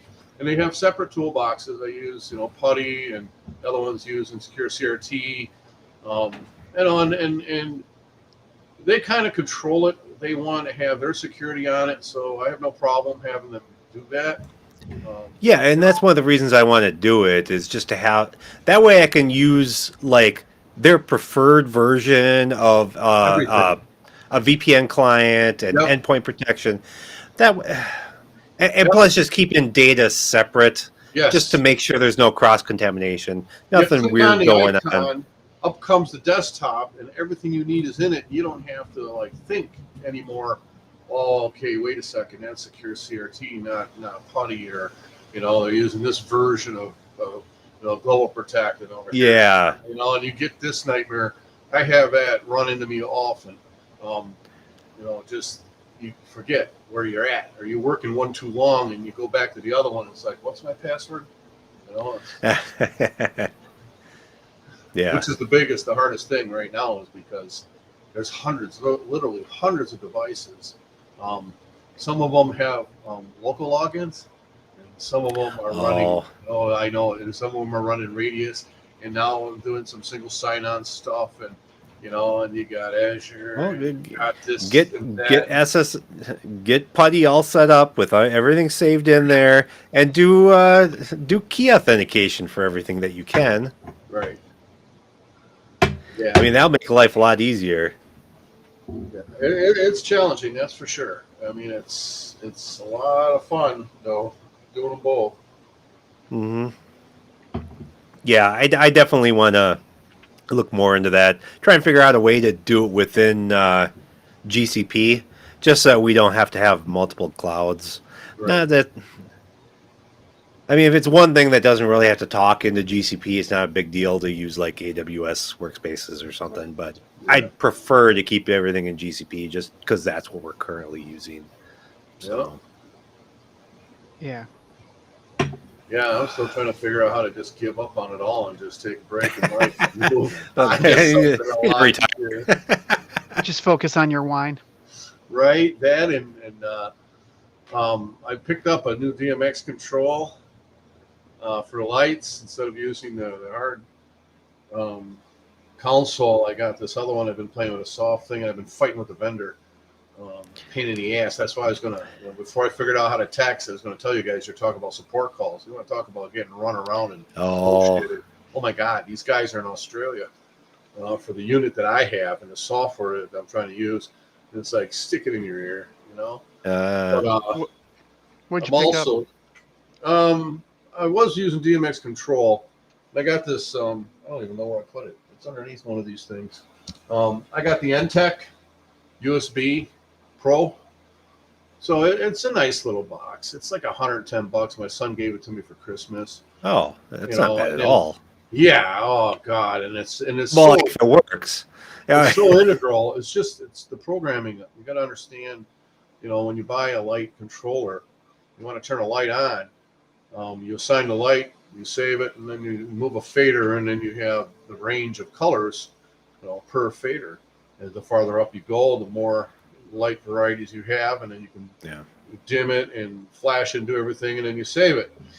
With the True DMX control, you have to set those parameters from scratch. So it's you're learning programming right from the word go, but you can have the flexibility as far beyond. You know, so you put up these things, you tag them, and you can have the same light do 100 different things. You run out of addresses, you just put up another box. You give the box one of the addresses out there on the edge. Now you have 512 more. Yeah. Or whatever. 256 depends how you chop it. So it's interesting because now it makes a lot more sense how these professional shows that you see on TV where they have thousands and thousands of lights, how they're doing it. You know, it's just, they aren't doing it that way. No, they're chopping up a lot of addressing. No, it's all about the addressing. I mean, working in theatrical lighting, I can assure you that they're letting their vendor take care of that. Like they're using an ETC board or something like that that has fixture profiles and everything. And their work is a lot more intuitive than that. True. Well, and they're probably not managing onesie twosies lights. It's probably batches. Right. Groups. Right. There's, I mean, 100 lights doing the same thing. Yeah. Right. Instead of single. Like down here, I only have, I got a bunch more coming. All right. I'll be up to like 16 next time I go through it, just because I need some down lighting. The down lighting from the top is one thing. I mean, I showed you those pictures that I had before my son decided to move his stuff home. Now, and then he reduced me by half. Well, now I'm putting it back the way I have it. I've also put up Studio One, which is a video editing station, because now that I got the curtains and the lighting up there, we've got some bands that like to come down while they're recording, but they also like to videotape at the same time. And it's like, wow, let's not just half-ass this and take a funny couple cameras and leave yourself out in the island somewhere. Let's put this thing together the way it should be. So I'm kind of doing that in the background too. So it's starting to get interesting enough that I'm deviating from working. If it wasn't for, if it wasn't, your hobbies are taking over. Yeah, work is in the way now again. So it's. You're like me. You get super deep into your hobbies and like takes over your life for a while. Right, and then you forgot to pay the bills, so then you got to go back and work. Yeah, it happens. Yeah. It's priorities. Yep. Yeah. Oh. I'm surprised you don't hear the other boys in the background. Yeah, we're short today. Yeah. We could have had. Jesse and Benny were in the chat, but they decided not to join us. They're too cool for us. I think they're camera shy. Yeah. I usually, I'm sitting in the basement. I got the computer camera on here. I got the high res one on a cable that goes over the top that faces the band. I usually run that through when we're doing stuff with recording and I put it on the big screen so they can see themselves play. You know, it just Right. adds to the atmosphere when they're playing. Oh. It's all about the session. The more comfortable the session is, the better you play. Right? It becomes very apparent, when you're down here jamming. I mean, in the basement, that looks like a stage. You'd be surprised the different attitudes that come out of people. And, it gets them to do what they need to do. Yeah. Right. Makes for a better recording. It really does. Yeah, it does. Let me, So, where do you do your theatrical lighting? I've worked multiple ways. My home theater is Falls Patio Players, but I've done work at various theaters and schools in the area. So I like technical theaters, the hobby that has consumed my life Yeah. most over the last 10 years. Like these are set pieces. Yeah. We So, we been doing that ourselves. I mean, we were engaged when the kids were in high school. We helped build sets and rebuild some of the broken down, things that they had there, and talked them into buying, more current lighting systems and Yep. get rid of those PARs with them quartz bulbs in there. The janitors are supposed to change those. I never realized that until about the fourth year, where I was up there changing them for them because how come there's like 9 burnt out bulbs here, guys? Don't you care? Well, yeah, the ladder. We don't want to go up there and blah blah blah blah. So the janitors are not supposed to change the theatrical lighting. well, they're not supposed to, but when you have a union that says they are supposed to be changing it, and you get caught up on that ladder, you'd be surprised what happens. Yeah. Yeah, most of the places I've worked, the custodians are like, yeah, we don't do the theater stuff. That's a different thing, which is fine. Right. Yeah. Like it's a different discipline. So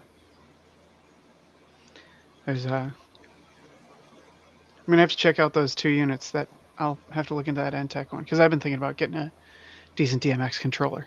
Yeah, it would kind of be nice to just putz around with. Yeah, it's cheap enough and it makes sense. I mean, and then if you don't want to actually go buy yourself a couple $100 software to interface to it, you can buy a DMX control, which is just a raw, phase by phase build, assigning the fixtures and putting them into the scenes, and then calling them out. Yep.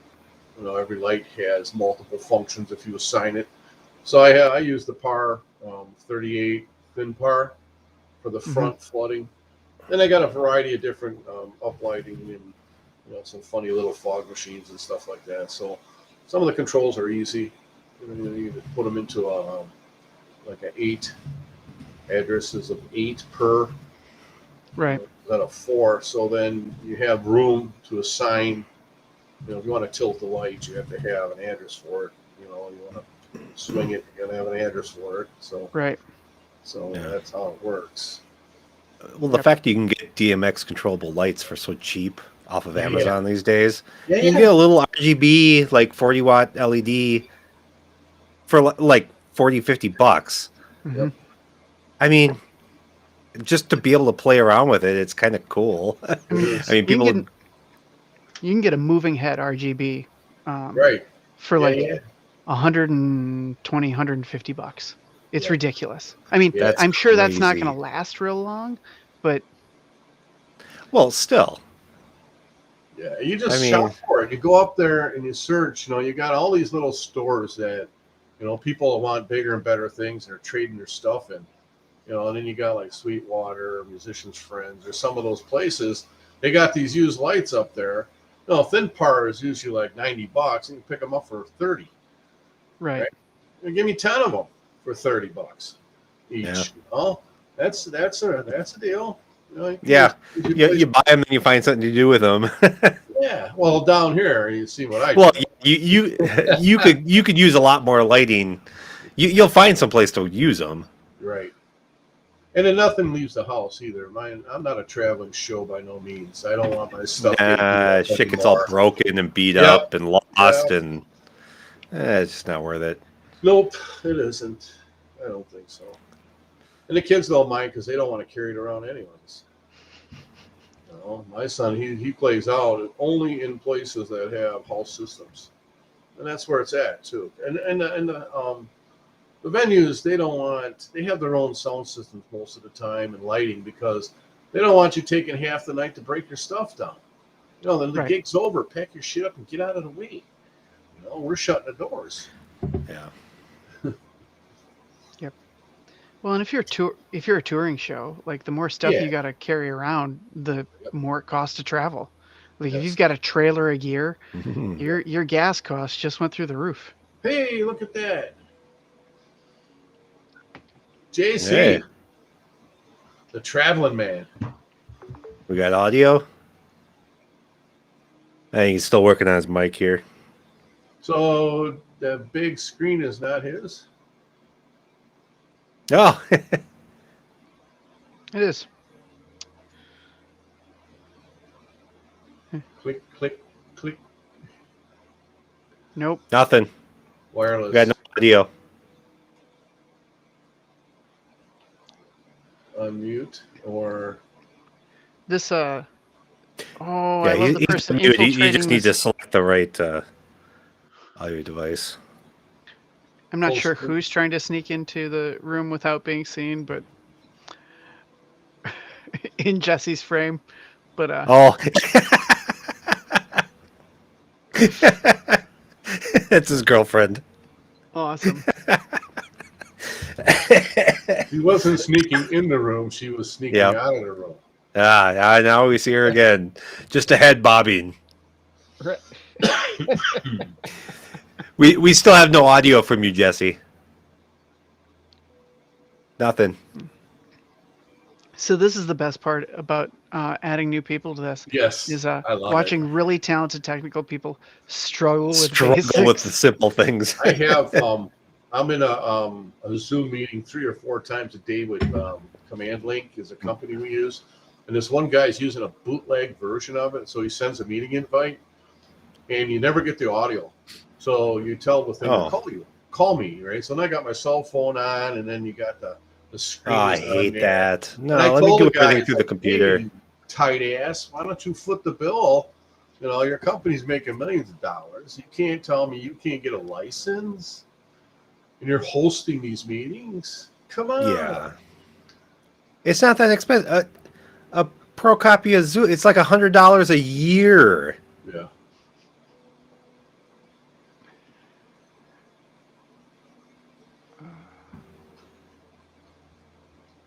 Uh-oh.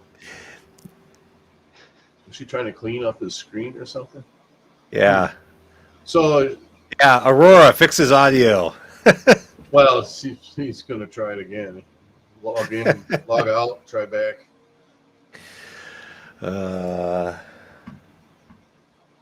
Like I said, it's like once you're in this, it's similar to a Zoom meeting, but not quite. You don't have all the Yeah, it's similar, and we can like share screens and stuff.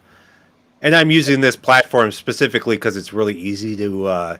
I can have up to 10 people join this. Right. And it's really simple. People can just do it from their browser. They don't need a license. They don't need any special hardware or anything. They can just use whatever the hell they have. Oh, there we go. Yeah. Really? Looking sweet. Oh, Because with this, you can monitor your own How about audio. now? hey, we got audio on you now, Jesse. Yes?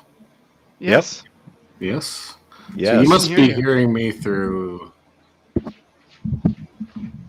a this tap mic. tap. Oh, there This you mic, go. right? Okay. Yep. That's the one. Nice. That's the one. Not That this an MV7? one. NV7? MV7? Yeah, MV7. Yeah. I don't know why my Delio mic's not working. Huh. Well, you gotta select that one. It's probably not plugged in. Thank you. You try to turn it off and back on again. Reboot it. What do you got there? Cheers. What is this? That is the. Wow, you're about useless today, Jesse, aren't you? Thank you for that.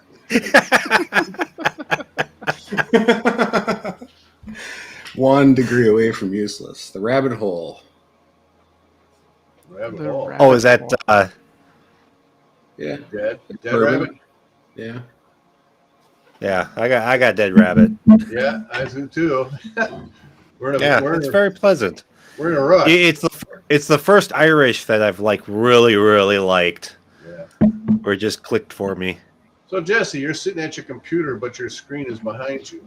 No, this is He's got both. He's streaming on his TV, I think, behind him. Oh, okay. yeah. We were on the TV before, and then after I joined, the laptop came out, and the missus brought out her fancy ring light and so forth. So which room are you in now? You downstairs or on your second floor? This is my woman's pad. Oh, so you're not at home. Okay. Not at home right now. Right on. Okay. Not at home. Not like I'd recognize the room anyways. 'Cause last time I was there, it wasn't painted. So Yeah. right. You need to have a party at the new place. Yeah. Break it in. Yeah, one of these days. There are a bunch of guys ripped snowmobiles up and down the river past couple days. So Outstanding, huh? yeah, Mine's outside. yeah, mine's still all busted apart. So I need to. I think I got the right part. Parts are extremely hard to find for it. So I think I got the right parts coming off eBay now. If not, Well, that's what you get for getting a unicorn. thank you. After this, Well, it was but it was the price was right. So, but well, you after get it.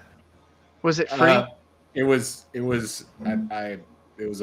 cost me a bottle of whiskey to get it. So And how much since then, just to get it Was it up good and whiskey? running and keep it running? no, it was running good until my brother-in-law blew apart the transfer case for it, That's how that happens. and so that needed to be replaced. And then the hardest part I'm finding is the chain, the transfer chain. Really? Yeah, dude, I've ordered like 4 of them and it's just not coming together. I think I got it figured out. I'm pretty sure I ordered the first 2 right and they were sent wrong. Nice. Okay. So and it's a 96 Storm 800 triple, which is like, even to this It's like day, 1 of 100. yeah, to this day, it was like one of the fastest sleds that they ever made. It's like, it was at the time when they were like, they just kept building bigger and bigger engines and guys started dying. So I mean, that sounds like good, clean fun right there. yeah. And it's super heavy. It's super fast. It's an 800 triple 2-stroke. So it's just a big pig. It's like a big 1,000-pound pig with a rocket attached to it. So, but if this doesn't work out, I don't know. I'm probably in the meantime just gonna buy another one. I can get a XC450 for like $1,200 for like from like the 90s, something like that. And all I need is something to just zip around the river, because I'm just gonna go up and down the river. There's trails. Yeah, to the bar. Yeah, to the bar. Yeah, get to the bar. I'm good. Other than that, I mean, the river's frozen, and it's kind of why I'm there. So, Right. Yeah. but Gets you where you're going. Yeah. it does. There's a lot of trails. I think I can even get to work if I really wanted to. It might take me Wait a Really? second. It would take you a couple hours. probably a couple hours Well, to no, get to wait. work. You can get to the channel. You can get to the channel there by the bar, by the choppers or whatever it's called. Biker Yeah, alley, whatever. yeah. But Alley. then I don't know where you go from there. I don't think you can get across the channel to the lake. Oconomowoc Lake, though. I don't think you can get across.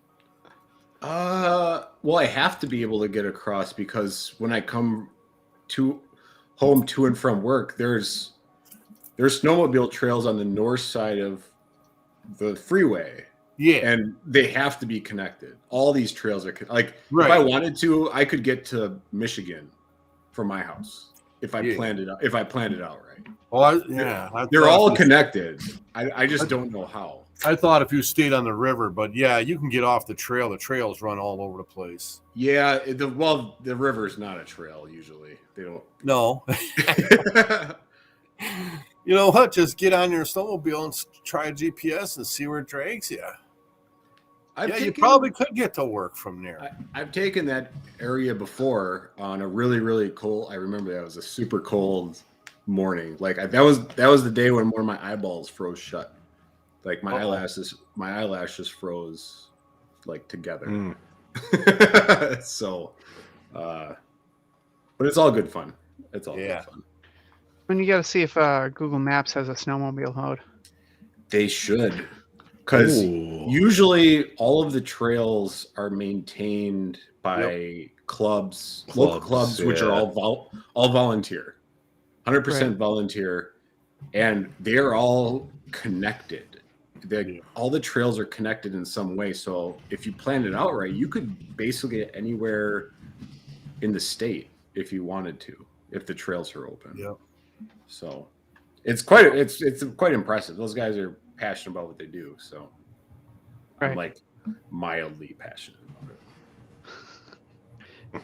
You like riding, not passionate enough to like join a club and I don't don't want signs in. I'm not gonna buy like my old ex-neighbor. He's got a switchback. I mean, that thing must have cost him at least $15,000. I'm not spending $15,000. Yeah, there's a lot of other things you spend your money on, like your house payment and more guitar stuff. Yeah, I could have started like for under $2,000, you can get something that's modestly reliable. That'll get you on the that's all I need. Yep. Yeah. Plus, I got leftover money for guitar stuff. Guitar stuff. Beer, wine, liquor. Beer, wine, and liquor. Yeah.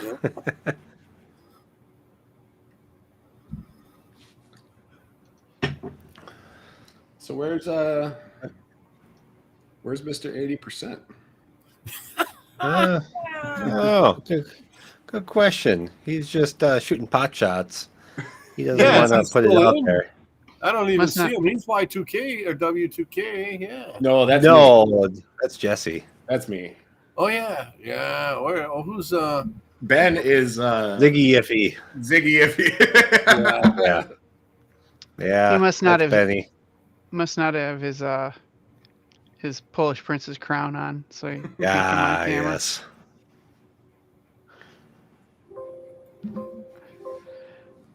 I don't even know if that works.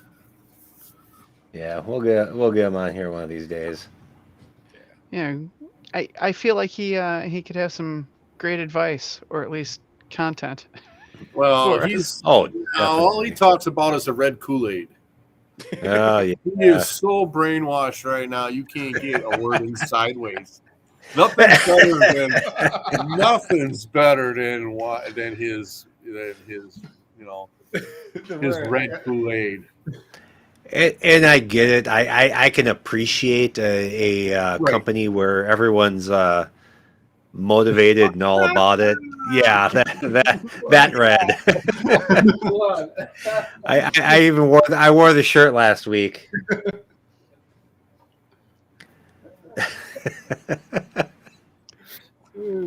Yep. Yep.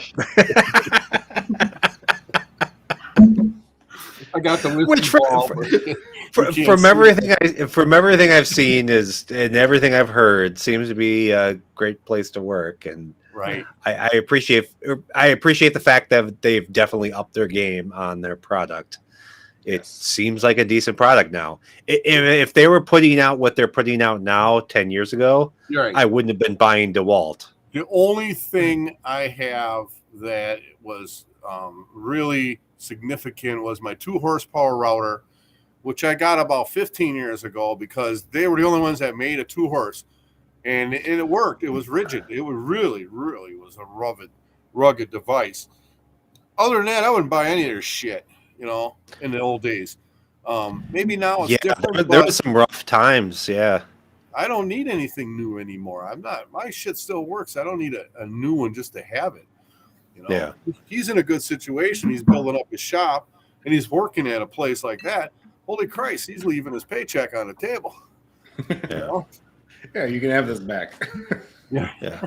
Well, it must be nice to work at a place where it's like basically unlimited budget. Just make it happen. Right. Right. I mean, I've never had that luxury. I don't know what I would do if I did. Well, you buy it as you need it, Well, yeah, and it's a rough time right now. I mean, you can't get switches. Well, yeah, you can't get almost anything. Send a link to who. Oh, really? Is he gonna? All He's right. being a little bitch now that He's got something to say. Now we're gonna listen to it. Here comes Mr. Kool-Aid. I'm going to stick around for this. Yeah. Well, here, I'll change just send it to the group because microphone to Nope, don't change the damn thing. so you can hear. I had a screening interview with them, right? And they asked a couple really dumb questions, and it's like, I don't know. I think I scared her away. well, They want to know what's your plan for the next 10 years. Really? yeah, Probably retire. Well, you really want to know my 10-year plan? If you had to, would you go back to school? No. You train University of Google. You But learn what you need to. You're always in school. Well, that's the thing. Yeah. Right? But it depends what you're going to school for. I don't need another degree. In what? Psychology, right? So I can evaluate myself. You know where that one comes from, right? That's from Judas. Oh. The man who betrayed Jesus. Specifically betrayed JC. Thank you. Thank you. Well, Jesse's going to be a Bob because Judas will retire. Jeremy or Doofus will take his job because he's the shoe-in. And then This is the part where we don't publish it on YouTube. Right. Right. This is the part where if the conversation is going to continue, we should continue this as a private conversation. right. Oh, well, right. Or yeah, we stopped talking about it. Oh, yeah. Oh. Corgi. Hey. Look at that dog. Hold on, let me get my cat so he can get hungry. Excellent. Oh, yeah. It's like, come on. Yeah. My doggo's sleeping on my I have a bed in my office and he's sleeping there, so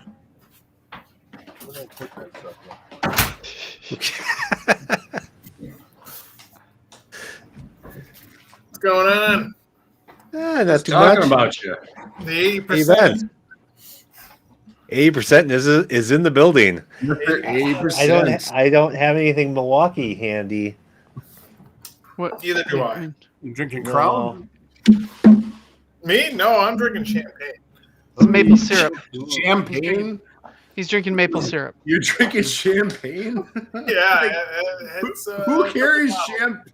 Who has champagne in their house? Ben. Really? I got it upstairs in the refrigerator for special occasions. Well, I'm glad We keep some vagina is Prosecco well around, moved. but Yep, Yeah, gotta have I a mean- Prosecco. I probably Mike, have some when you were, Prosecco in the when house. you were saying that Jesse's house didn't look familiar, I think most of Milwaukee would say the house looks familiar. wow. I wasn't gonna say that because it was mean, but I couldn't help myself. But you said it anyways. And there you go. I will give Jesse All right. Yeah. Uh, Well, Chris, do you have to get going here? I do. I got to drop off. Thank you. My little ones will have me up quite early, so I believe it. I'm lucky that they haven't come join us yet. The real bitch fest starts. Yeah. Well, well, I will leave you all to it. that one might have to go offline. Yeah, All right. That would be my Thanks, advice. Chris.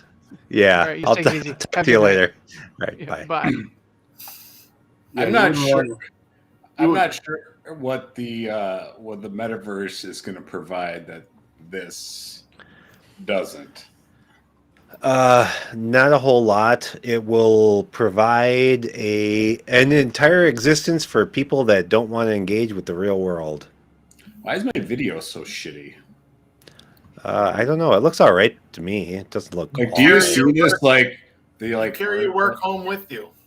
Do you see like the almost like? Yeah, It's actually not that bad.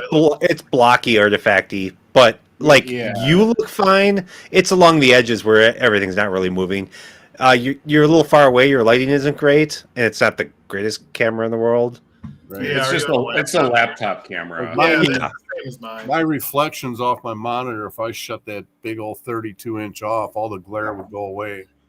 Yeah. That's why mine's got the reflection. Yeah, you have plenty of light. Ben's got no light whatsoever. He's Yeah, he looks like a ghoul. The Milwaukee ghoul. Cool. I like how he's got like, is that your like sleeping shirt? Or your pajamas? shirt. That's your Milwaukee jammies. I sleep in the buff. We didn't need to know that. I sleep in the buff. I sleep in the buff. Yeah. Yeah, that's Right, talk babe? about sleeping in the buff. Yeah, see, girl says I sleep in the buff. So. Yeah. I could be like sloshed out of my mind. I still end up naked. Faster when you're One- soft. Right. Oh.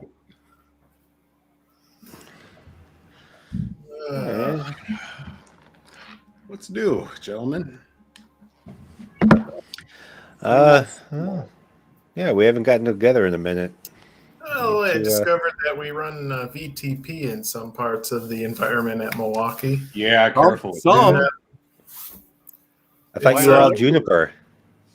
Not all Juniper yet. We're on our way to being all Juniper very quickly and rapidly. That's why I just didn't even know that we were VTP because there's most haven't had the opportunity or the situation to come up to even really touch a Cisco site yet, besides like our Okay, so there's some legacy sites that are still Cisco. Yeah, but they're done. Okay.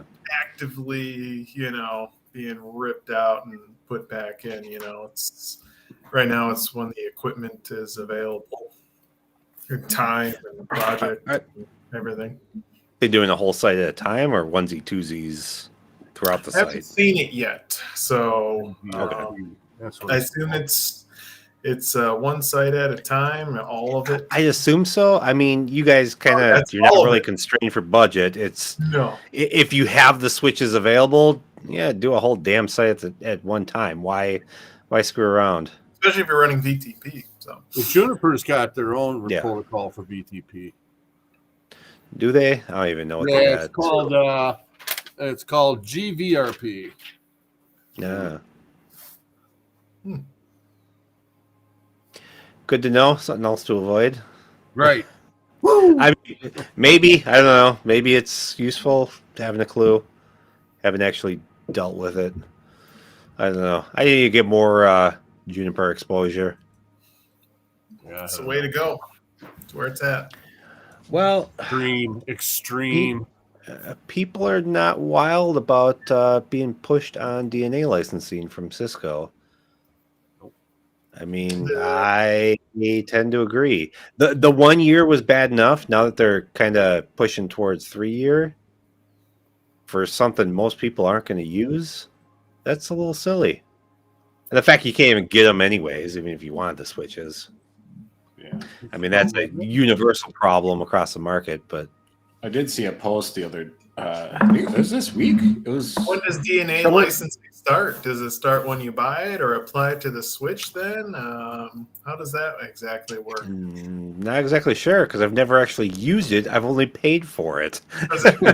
Yeah, exactly. I knew one guy who came from a place that used DNA, and they put it in because they were buying it, just like we're kind of talking about. They bought it, so they thought, why not use it? And then they just took it out because it was so awful. They just did not care for it. I've never heard anybody say how awesome it is, and that's why you should be buying it and using it. It's always been, oh, well, this is just this thing we're forced to pay for. The sales rep has told me it's really nice. Of course. Oh, yeah. It was to circumvent some of the backlash they're going to get for forcing you to buy the licensing for it. Yeah, Add on fine, but don't. You go on LinkedIn and you see all these Cisco reps crying about how, don't hate them for the prices going up and stuff. Well, Well, you guys do this every single year. You're pricing yourself out of the market now, and I tell people to go Juniper. There we go. and there's parts of that I totally get. I mean, prices across the board for hardware have gone up.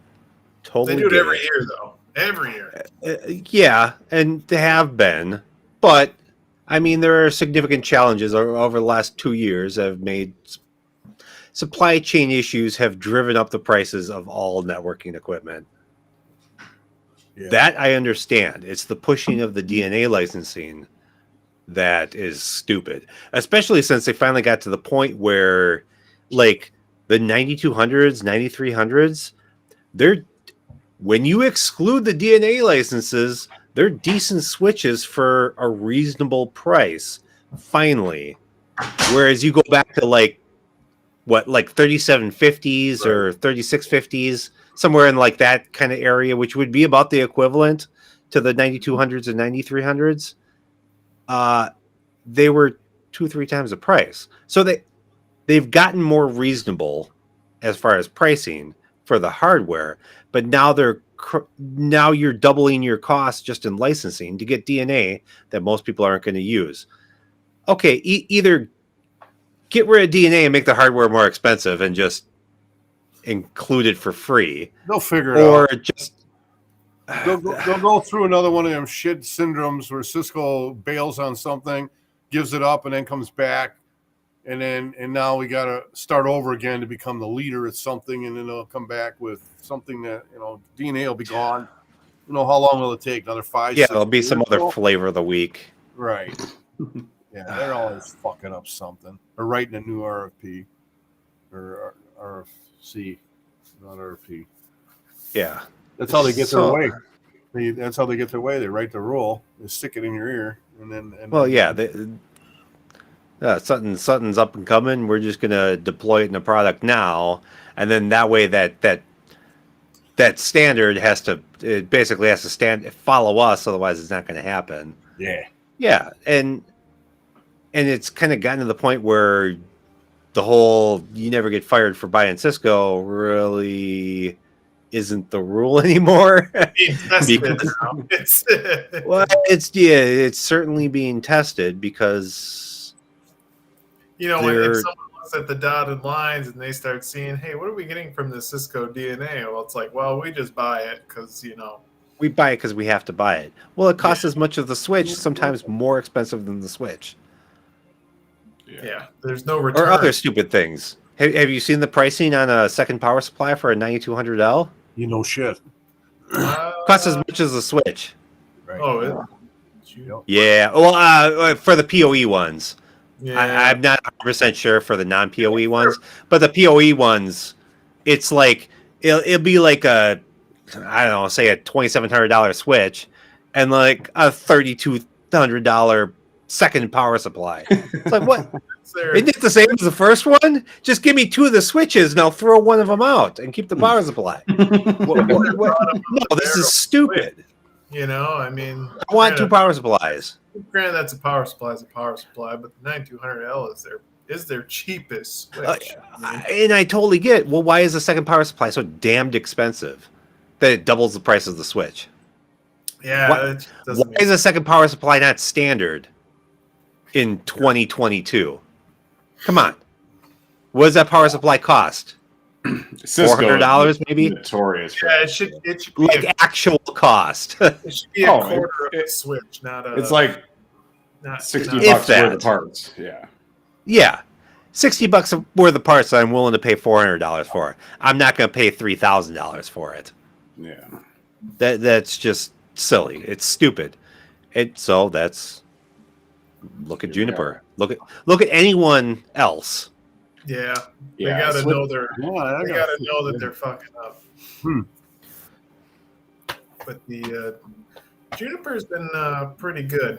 I've seen a BIOS, an actual like GUI inside of PuTTY when I booted into the BIOS of the. Yeah, that's an old school thing. You used to see that all the time. I've never seen that before. When it took it line by line, and you can actually. Yeah, scroll it up paints and the down screen.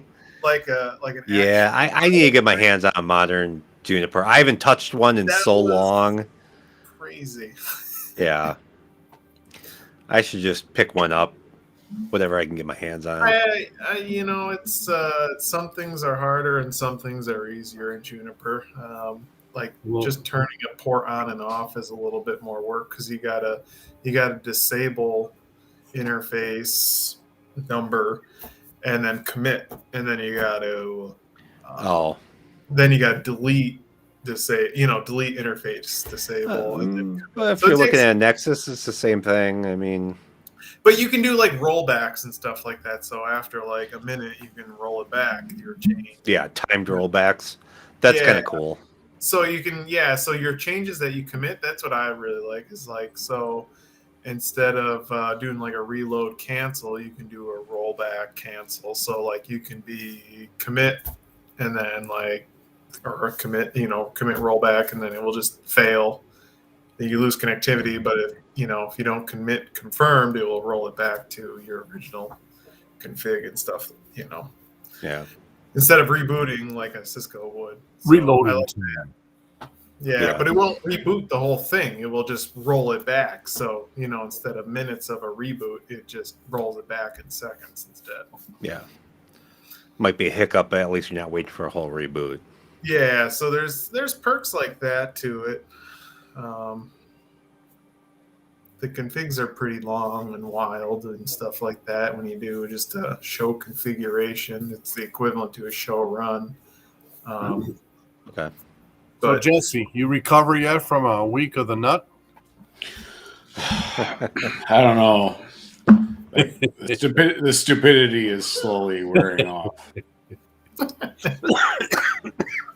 No What? comment.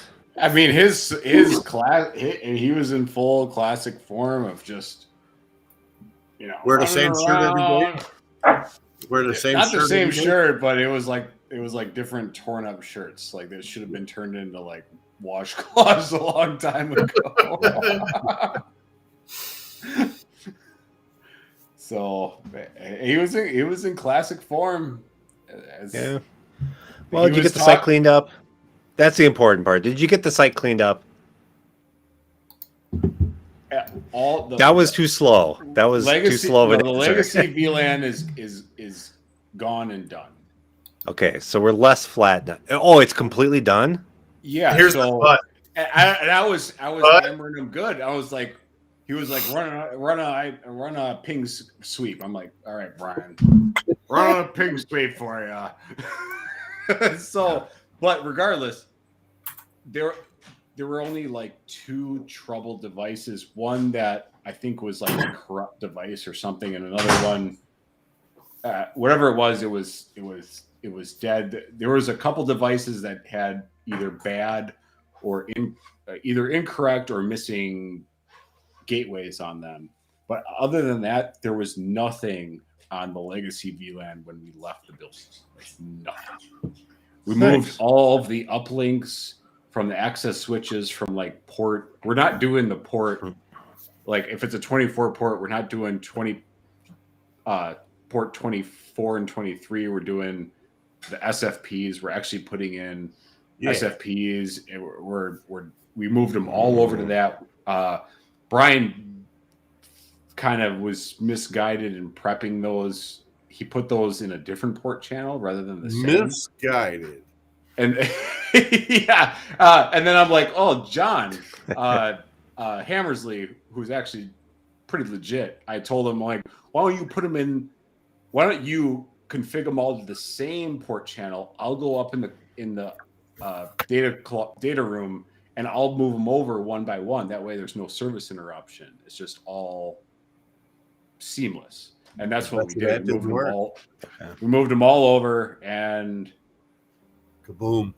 That was the last thing. Brian was really hesitant on doing DHCP snooping, so I just did it anyways on one switch. I couldn't. So I did it on one switch. However, when I set up I took like an 8-port Cisco and I set up a DHCP pool on it, made it all work.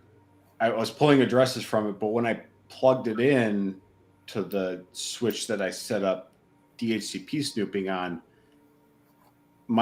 any attempt that I pulled a DHCP request was legitimate. Like I did it like at least 50 times. I did it endless. So it wasn't stopping it. But it pulled from the legitimate server. So it pulled from the domain controller. Oh, okay. But the ticker, if you go in the DHCP snooping statistics, it says, like, one of the statistics says block packets from rogue untrusted ports or something to that effect. Yeah. So blocking from untrusted ports, and I couldn't get that statistic to trigger up. So I wonder if the DHCP server on the little 8 port wasn't responding fast enough. But you would think that it doesn't matter if it would still see the broadcast for the it should still respond and it should still get blocked. Yeah, so you would think that was the only thing I was like uncertain on. I left it in place on just the one access switch, so that's just kind of what it is now. And then I talked to John on it, and him and I are going to take Palo. We're going to take a couple switches, and we're going to lab the thing out. And because you would think that no matter what, that response should come back. Regardless. I would think so. But when I I took that switch offline and I plugged my laptop into it directly, I got an IP that was configured, that I configured for it. From the 8 port, yeah. From the 8 port's little access switch. It's pool, so yeah. It's pool. I'm like, okay, this is working as intended. But when I plug it into the network, and I configured a layer 3 address on the switch just to make sure the switch was on the same VLAN. Yeah. Which was, I just wanted to make sure the switch was online, And you would need one in that VLAN anyways. Yeah, and it was. And all that worked just fine, but I couldn't trigger that statistic that said this packet was blocked. Like these packets were blocked. And it was towards the end, and it was towards the end of it. That was like the last thing on the list. But I mean, it wasn't hurting anything. It didn't hurt anything because I was still pulling valid addresses. The phones are pulling valid addresses. Everything was working as expected and as expected. Desired. But I couldn't prove definitively that it in fact was blocking. Those statistics were blocking those requests. And I'm not 100% sure of the mechanics of how DHCP snooping works. Will it prevent a request broadcast from going out a port that it knows that the server isn't sitting on? Then because if it does, that would totally make sense. Because it never even said. But there should be a statistic for that or a log or something. Just say, hey, we. And nobody had like a little Linksys router or anything to plug in to just to make it behave poorly on. Because that's typically what you would see is like someone plugs in a fucking Linksys or some damn thing. I mean, they were really afraid of this DHCP snooping. So, because you're setting that up locally, That means it stores the stats in Flash. I think so. And there's like There's parameters that have to database. be set for that. Otherwise, it won't do it because there might not be enough space to store all the different parameters it's trying to grab. There was when Brian had his config, and John was actually smart as to say, well, you only need the trusted ports on the port channel, because technically in a port channel, the individual ports don't really exist in the kind of running operational config. And that was true. So if when I applied the trusted port settings to the port channel, then I took a look at the running config of the individual ports. It like kind of cascaded down. It kind of like you put in IP, DHCP, snooping, trust on your ports. Yes, but on the port Just on channel, the port channel. On the port channel. Yeah. And I enabled it for just two VLANs, the voice VLAN and the regular client VLAN. That was the only two I turned it on, and that's what I set up that DHCP server switch for, is to hand out addresses on that VLAN. And I just couldn't trigger that. Like, there's three of them. There's forward packets. There's like misdirected packets, which I was still kind of questionable on. And then there was the one that I was hoping for, was packets dropped by untrusted ports. And that's really what I wanted to see tick up. And I didn't see that tick up. But I couldn't pull a bad address. I couldn't. It was all legit. Like, and I Should try shutting down the legit server. Was it running on the DC or? That was all live, and Brian was already pissed at me for doing it. And, yeah. I mean, are you gonna see? Were you anticipating to see not legit? Because I poisoned. I poisoned actual, not traffic. You got to actually send something that's not. Well, he had the server. He had a pool set up on the 8-port Cisco. Oh, to like okay, be a poison. Yeah, so he had a bad pool set up Okay, to fool it. Didn't you say layer trigger 3? You set up a layer 3 interface on there and pushed that? Well, I set a layer 3 interface on the switch just to confirm that traffic was. Yeah, this because that's switch layer, was on the network. Yeah, okay, because that's layer 2 bullshit. Yeah, I just did yeah, that. you need a VT. You need a layer 3 interface. Well,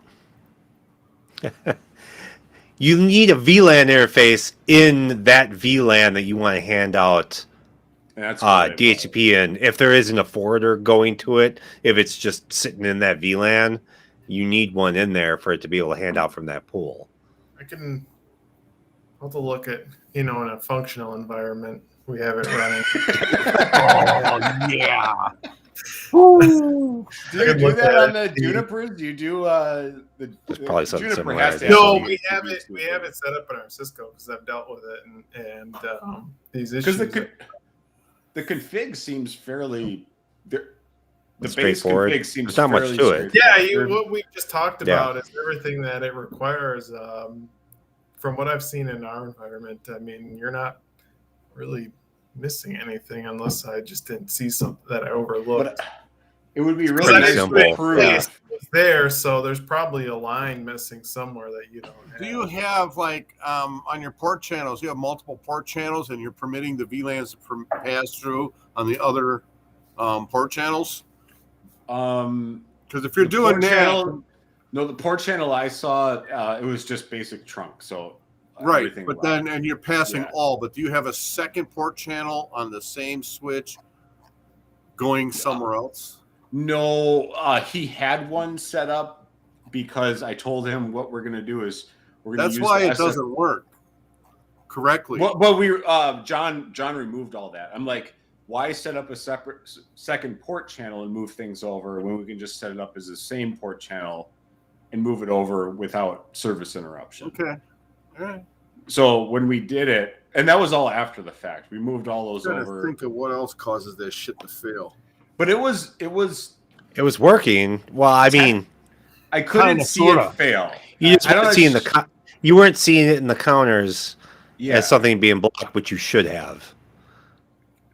unless I'm interpreting those counters wrong. But you're not above that, right? Yeah, I don't you know. know it is. Shit I don't happens. know. Shit happens. Yeah. So John and I are gonna, the good John, not the shitty John. How many Johns you got? We got 2 Johns. One Two Johnnies. is a brick. He's a fucking brick. And the other John Hammersley, he's actually he's legit. So, and he likes making fun of the nut. So Don. Yeah. Hmm. We all made fun of Don. he likes making fun of the nut. The nuts. Yeah. Mm. The nut got a beating. Like he always gets a beating. Deserves it. Yeah. How can Oh, you receive God. more packets than you send? That was his latest. I wish I could have been there for that. That must have been just marvelous conversation. That's what I miss about the nut. He's so much. Well, he talks to like these plant managers, and he is like the wrong guy to talk to like these plant managers. You'd think like he can speak their language, but apparently not. No.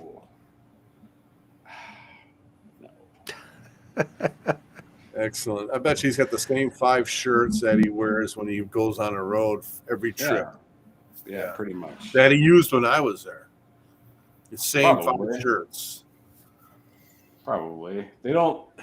They all look the same. The only difference is the color and the patterns. He's definitely not classing up the place. That's for sure. I thought they talked to him about cleaning up his act. He should. Like I showed up with a sport coat on. So. Yeah, get that cow Sport pie off coat. your shoe and wear Yeah. different Yeah. pair of pants. Wash your hands. Right. Hey, what do you guys think of going to SD-WAN or sticking to just a traditional DMVPN? Well, SD-WAN is like work. DMVPN. I thought was just for like kind of like one falls on its face and kind of the other one picks up. right. But like Pretty much, 'cause- SD-WAN is like it has like 50 more knobs, right? It's got all sorts of knobs. It's got loss latency knobs. It's got all sorts of bullshit. Rather than just like one goes down and the other one picks up. At least that's kind of what I understood it as. Yeah, because DMVPN, the tunnels are there. Basically just the routing controls everything.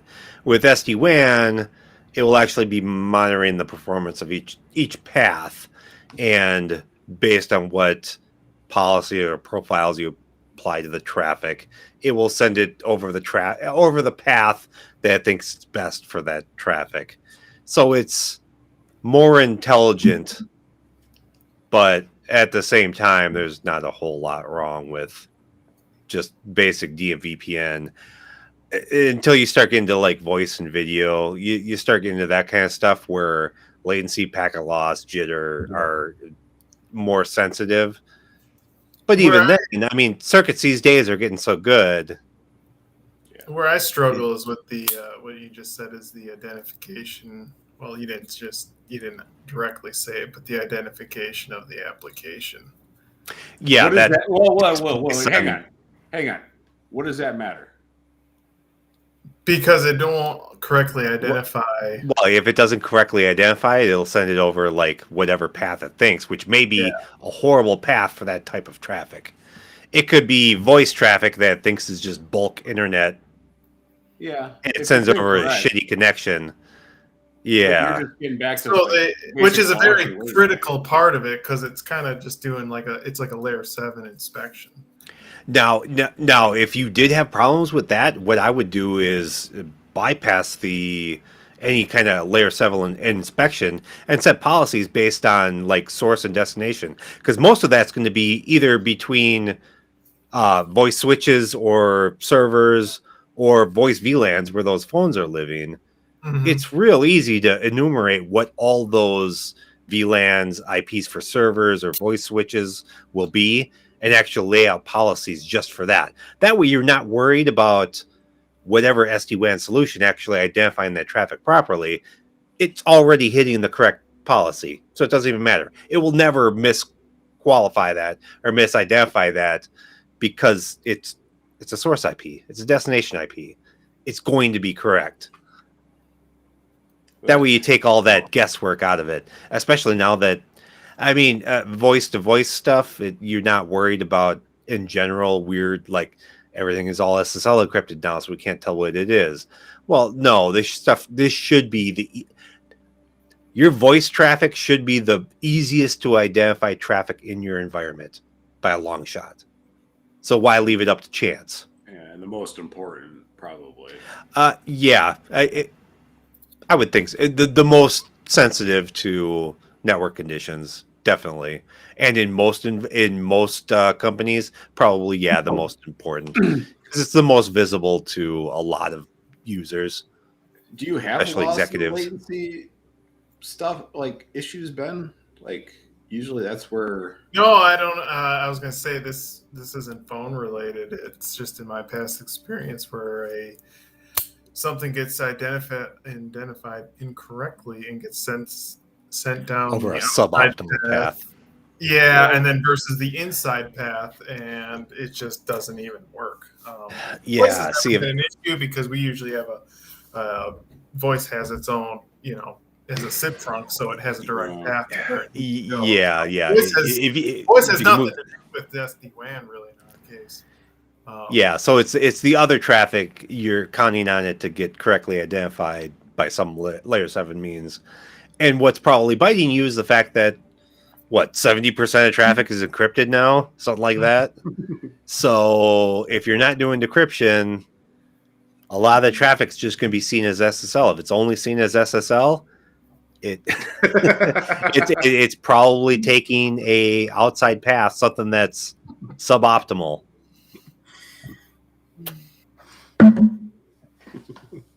Ben, show us your tattoo. I don't have one. It's on his ass. Yes. And this is unrelated to it. This is from a previous experience. Yeah, I know the one you're talking about. And yeah, I can see that, and I can also see that being a bigger and bigger problem for basically every vendor. If you're not doing decryption, it's going to get harder and harder to be able to split that traffic up and have it take the paths that you actually want it to. Yeah, but with it's harder and harder to tell what it is. You weren't doing any of that shit with the traditional. No, it's DMVPN. It was pure path. It was either BGP or OSPF or maybe EIGRP. Whatever the routing decides it's going to take that path. I mean, you might do what was the quality of service monitoring? You had PIM. You had all kinds of horse shit. You could do like tracked route. Shit, I can't remember what it's called. But you can manipulate the routing table. So if you saw loss in latency on a path, you could. IPSLA, maybe. Oh yeah, IPSLA. Right. So you could run IPSLA on your routers that were doing DMVPN, and if a path was up but not performing to spec, you could have it kick the routes over to something else. Yeah, you would see. Yeah, so dozens. Even then, IPSLA doesn't give you a lot of power to manipulate that. You have something, but it's not. It's not as robust as what even a mediocre SD-WAN is as far as control of the traffic. It's still just flipping a route. So it's one step above just doing tracked routes, and either I can make it or not. But it's not a whole lot better. What is it used for those loss and latency statistics? Is that the underlaying connectivity, or is that like the overlay pipe kind of? Well, it's so doofus. For a DMVPN doesn't have a concept of an overlay. It's just individual tunnels. Yeah. So it's just it's just flipping routing. But for SD-WAN. Now for SD-WAN, it should be monitoring each of those connections, and usually it'll be like looking for like retranses and stuff like that, and then also monitoring whatever the far end IP is. It'll be doing stuff against that generally. But yeah, also looking for like if you're seeing like a lot of retransmits and stuff like that, and like how to order it, like weird stuff. It's like there's something wrong with that connection. Maybe I should shut traffic somewhere else. Yeah. So there's a lot you can pick up off of just passively watching the traffic, but some of that has to be actively monitoring it because.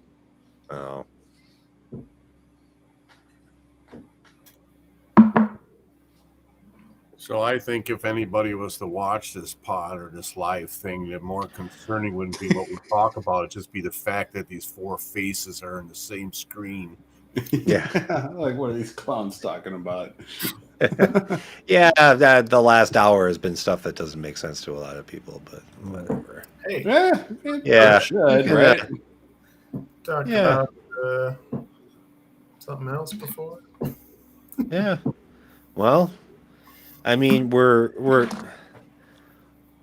trying to definitely do like every Sunday evening, probably at 8:00. We might change the time if it works better for other people. We're kicking around the idea of doing a second live stream per week, sometime during the week. But that's kind of once again, it's kind of what works for other people, both viewers and people that want to participate, be on the panel. And then we're also going to do some like pre-recorded kind of stuff, but that'll be shorter stuff. It'll be like me and Chris talking about like one of both of our pet peeves is like naming and numbering standards. So like kind of do something on that. But that kind of content is less interesting to me than the live bringing people in to talk about stuff. I Just think because you I think offer up this is more productive. Yeah, you offer up a fest session. Right? Yeah. Come So and we fest. Bring your yeah, shit. To the yeah, table. it's the confessional. You're in the booth right now. Mike. It's a confessional. I think so. Oh, I think at least Sunday evenings are good for Yeah, most football will be people done in another week. because everyone's trying to like sober themselves up for the week. Yeah, and I think it's early enough where most people should be able to. I mean, how many systems people or ops people are going to bed at before 8:00 on a Sunday night? Not a whole lot of them. We work at Silicon, they go easy, man. They don't do shit all anyway. So Thanks. And generally, you're not making changes on a Sunday night. I mean, some people do. I mean, it can. I mean, it depends on when people's windows are and what their operations look like. we do cutovers on Fridays. That's like, what are you doing? No, God. Oh, you no. got the whole weekend to Please, no. fix it. Who's testing? No Yeah, one's but yeah, who's testing it? Who's there to tell you that it's wrong? No, now it's going to float until Monday. One And it's going to person. ruin everybody's weekend and ruin Monday. Yeah. Why not do it on a Monday night or a Tuesday night? Yeah. And then get everything resolved by 9:00 on the next morning at the latest. Why let this float out there for a whole weekend? Well, there's like 300 conversions. They want to do like 15 a week, and I chuckle. It's like, yeah, that's optimistic. Well, they need to learn how to clone you then. Right. I started my Yeah, first week of on call on Monday. Yep. Ooh. We really don't get any calls, but knowing since it's my first week, there'll probably be 50. I'm going to go take down Oh, a yeah. pole somewhere then. You're going to have to take it down like 4 of them because, man, do they do connectivity. Yeah, and you won't hurt us. Yeah. You'd have to burn a plant down to actually. I haven't seen impact. the site go down 100% since I've started. We've lost like circuits here and there, but we haven't actually lost a place yet. You have like 7 backup circuits, so you're Yeah, I mean it's just kind of ridiculous a little bit. Yeah, well, your biggest problem is you're almost like going around the corn where you're making it more complicated than it needs to be and more error prone. So, I mean, that's a fine line. You have 100 different connections. The likelihood of one having a problem, especially a weird problem, is high. And if it's something that could affect your SD-WAN or whatever your Past connectivity 2 is. weeks, I've watched the guys outside our building digging in the fiber ring that we're putting in. That'll do it. Yeah. Problem, yeah. Private fiber ring, not any public private ring or. There's nothing worse than seeing a backhoe with a bundle of fiber lifted in the air and a bunch of guys standing around scratching their heads. Looking like hair, right? It's all Oh, sticking out. God. Because I've seen that. Yeah, we're gonna be. We'll never be down. Even our Yeah. access layer is built around redundancy. Good you thing know? to have. Mm. I gotta make sure Corky Our did place his. between each switch, it's quite a sight to see, actually. Good, good. Minimum of better- two. Minimum of two everywhere. Yeah. Corky better did his firewall update this weekend. He messed up. You better show up to work first. Oh my god, dude. I need those hours. That's the kind of hours I have. Yeah, Mike, you need Corky hours. Just not come in ever and Yeah, don't just do anything. don't do anything. Never come in. You get paid for it. Right. I almost have that. I do shit, but I don't go in. Well, that's different. Yeah. that's Well, I don't go in either, but I don't know. get shit done. Yeah. I work That from level home. of I've accountability. been more productive. Well, you're the bitch. If you don't do it, it doesn't get done. So Pretty much. Yeah. That's Pretty life. you should get a raise. Probably like Will probably ask me for money. So Mm. Mike Ask you for money. Yeah, he'd probably be like, "Yeah, you owe the company money for working here." Yeah. I was like, wait, what are you talking about? You'll be a Bob before you know it. That's what I keep thinking. I think he's got it made.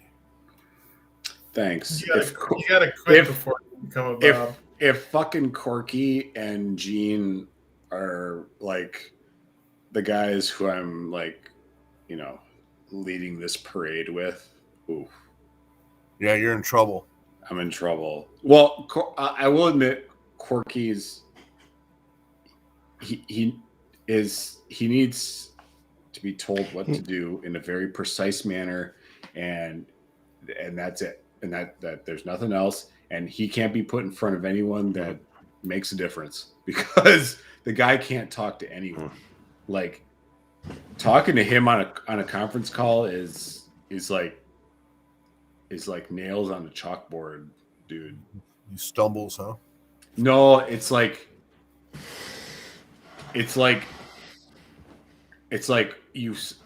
I start to realize, like, oh, I'm this old man that hate the youths of today.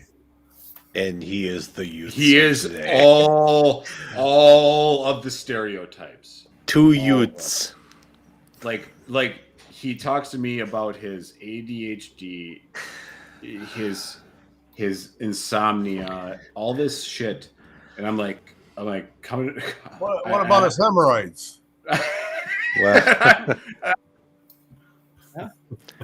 Does he have a sex addiction as well? I don't think so. Oh, He got a girlfriend. He's got a girlfriend, but man, What's his name?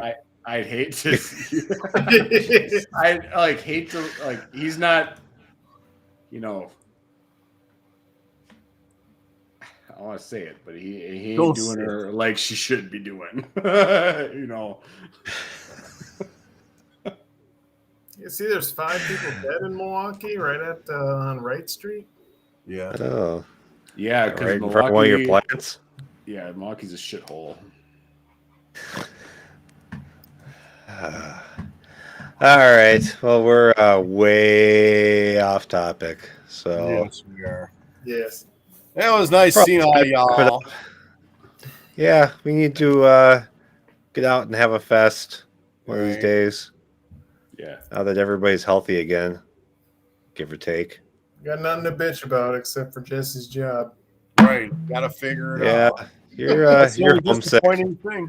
I still blame this on you. You guys.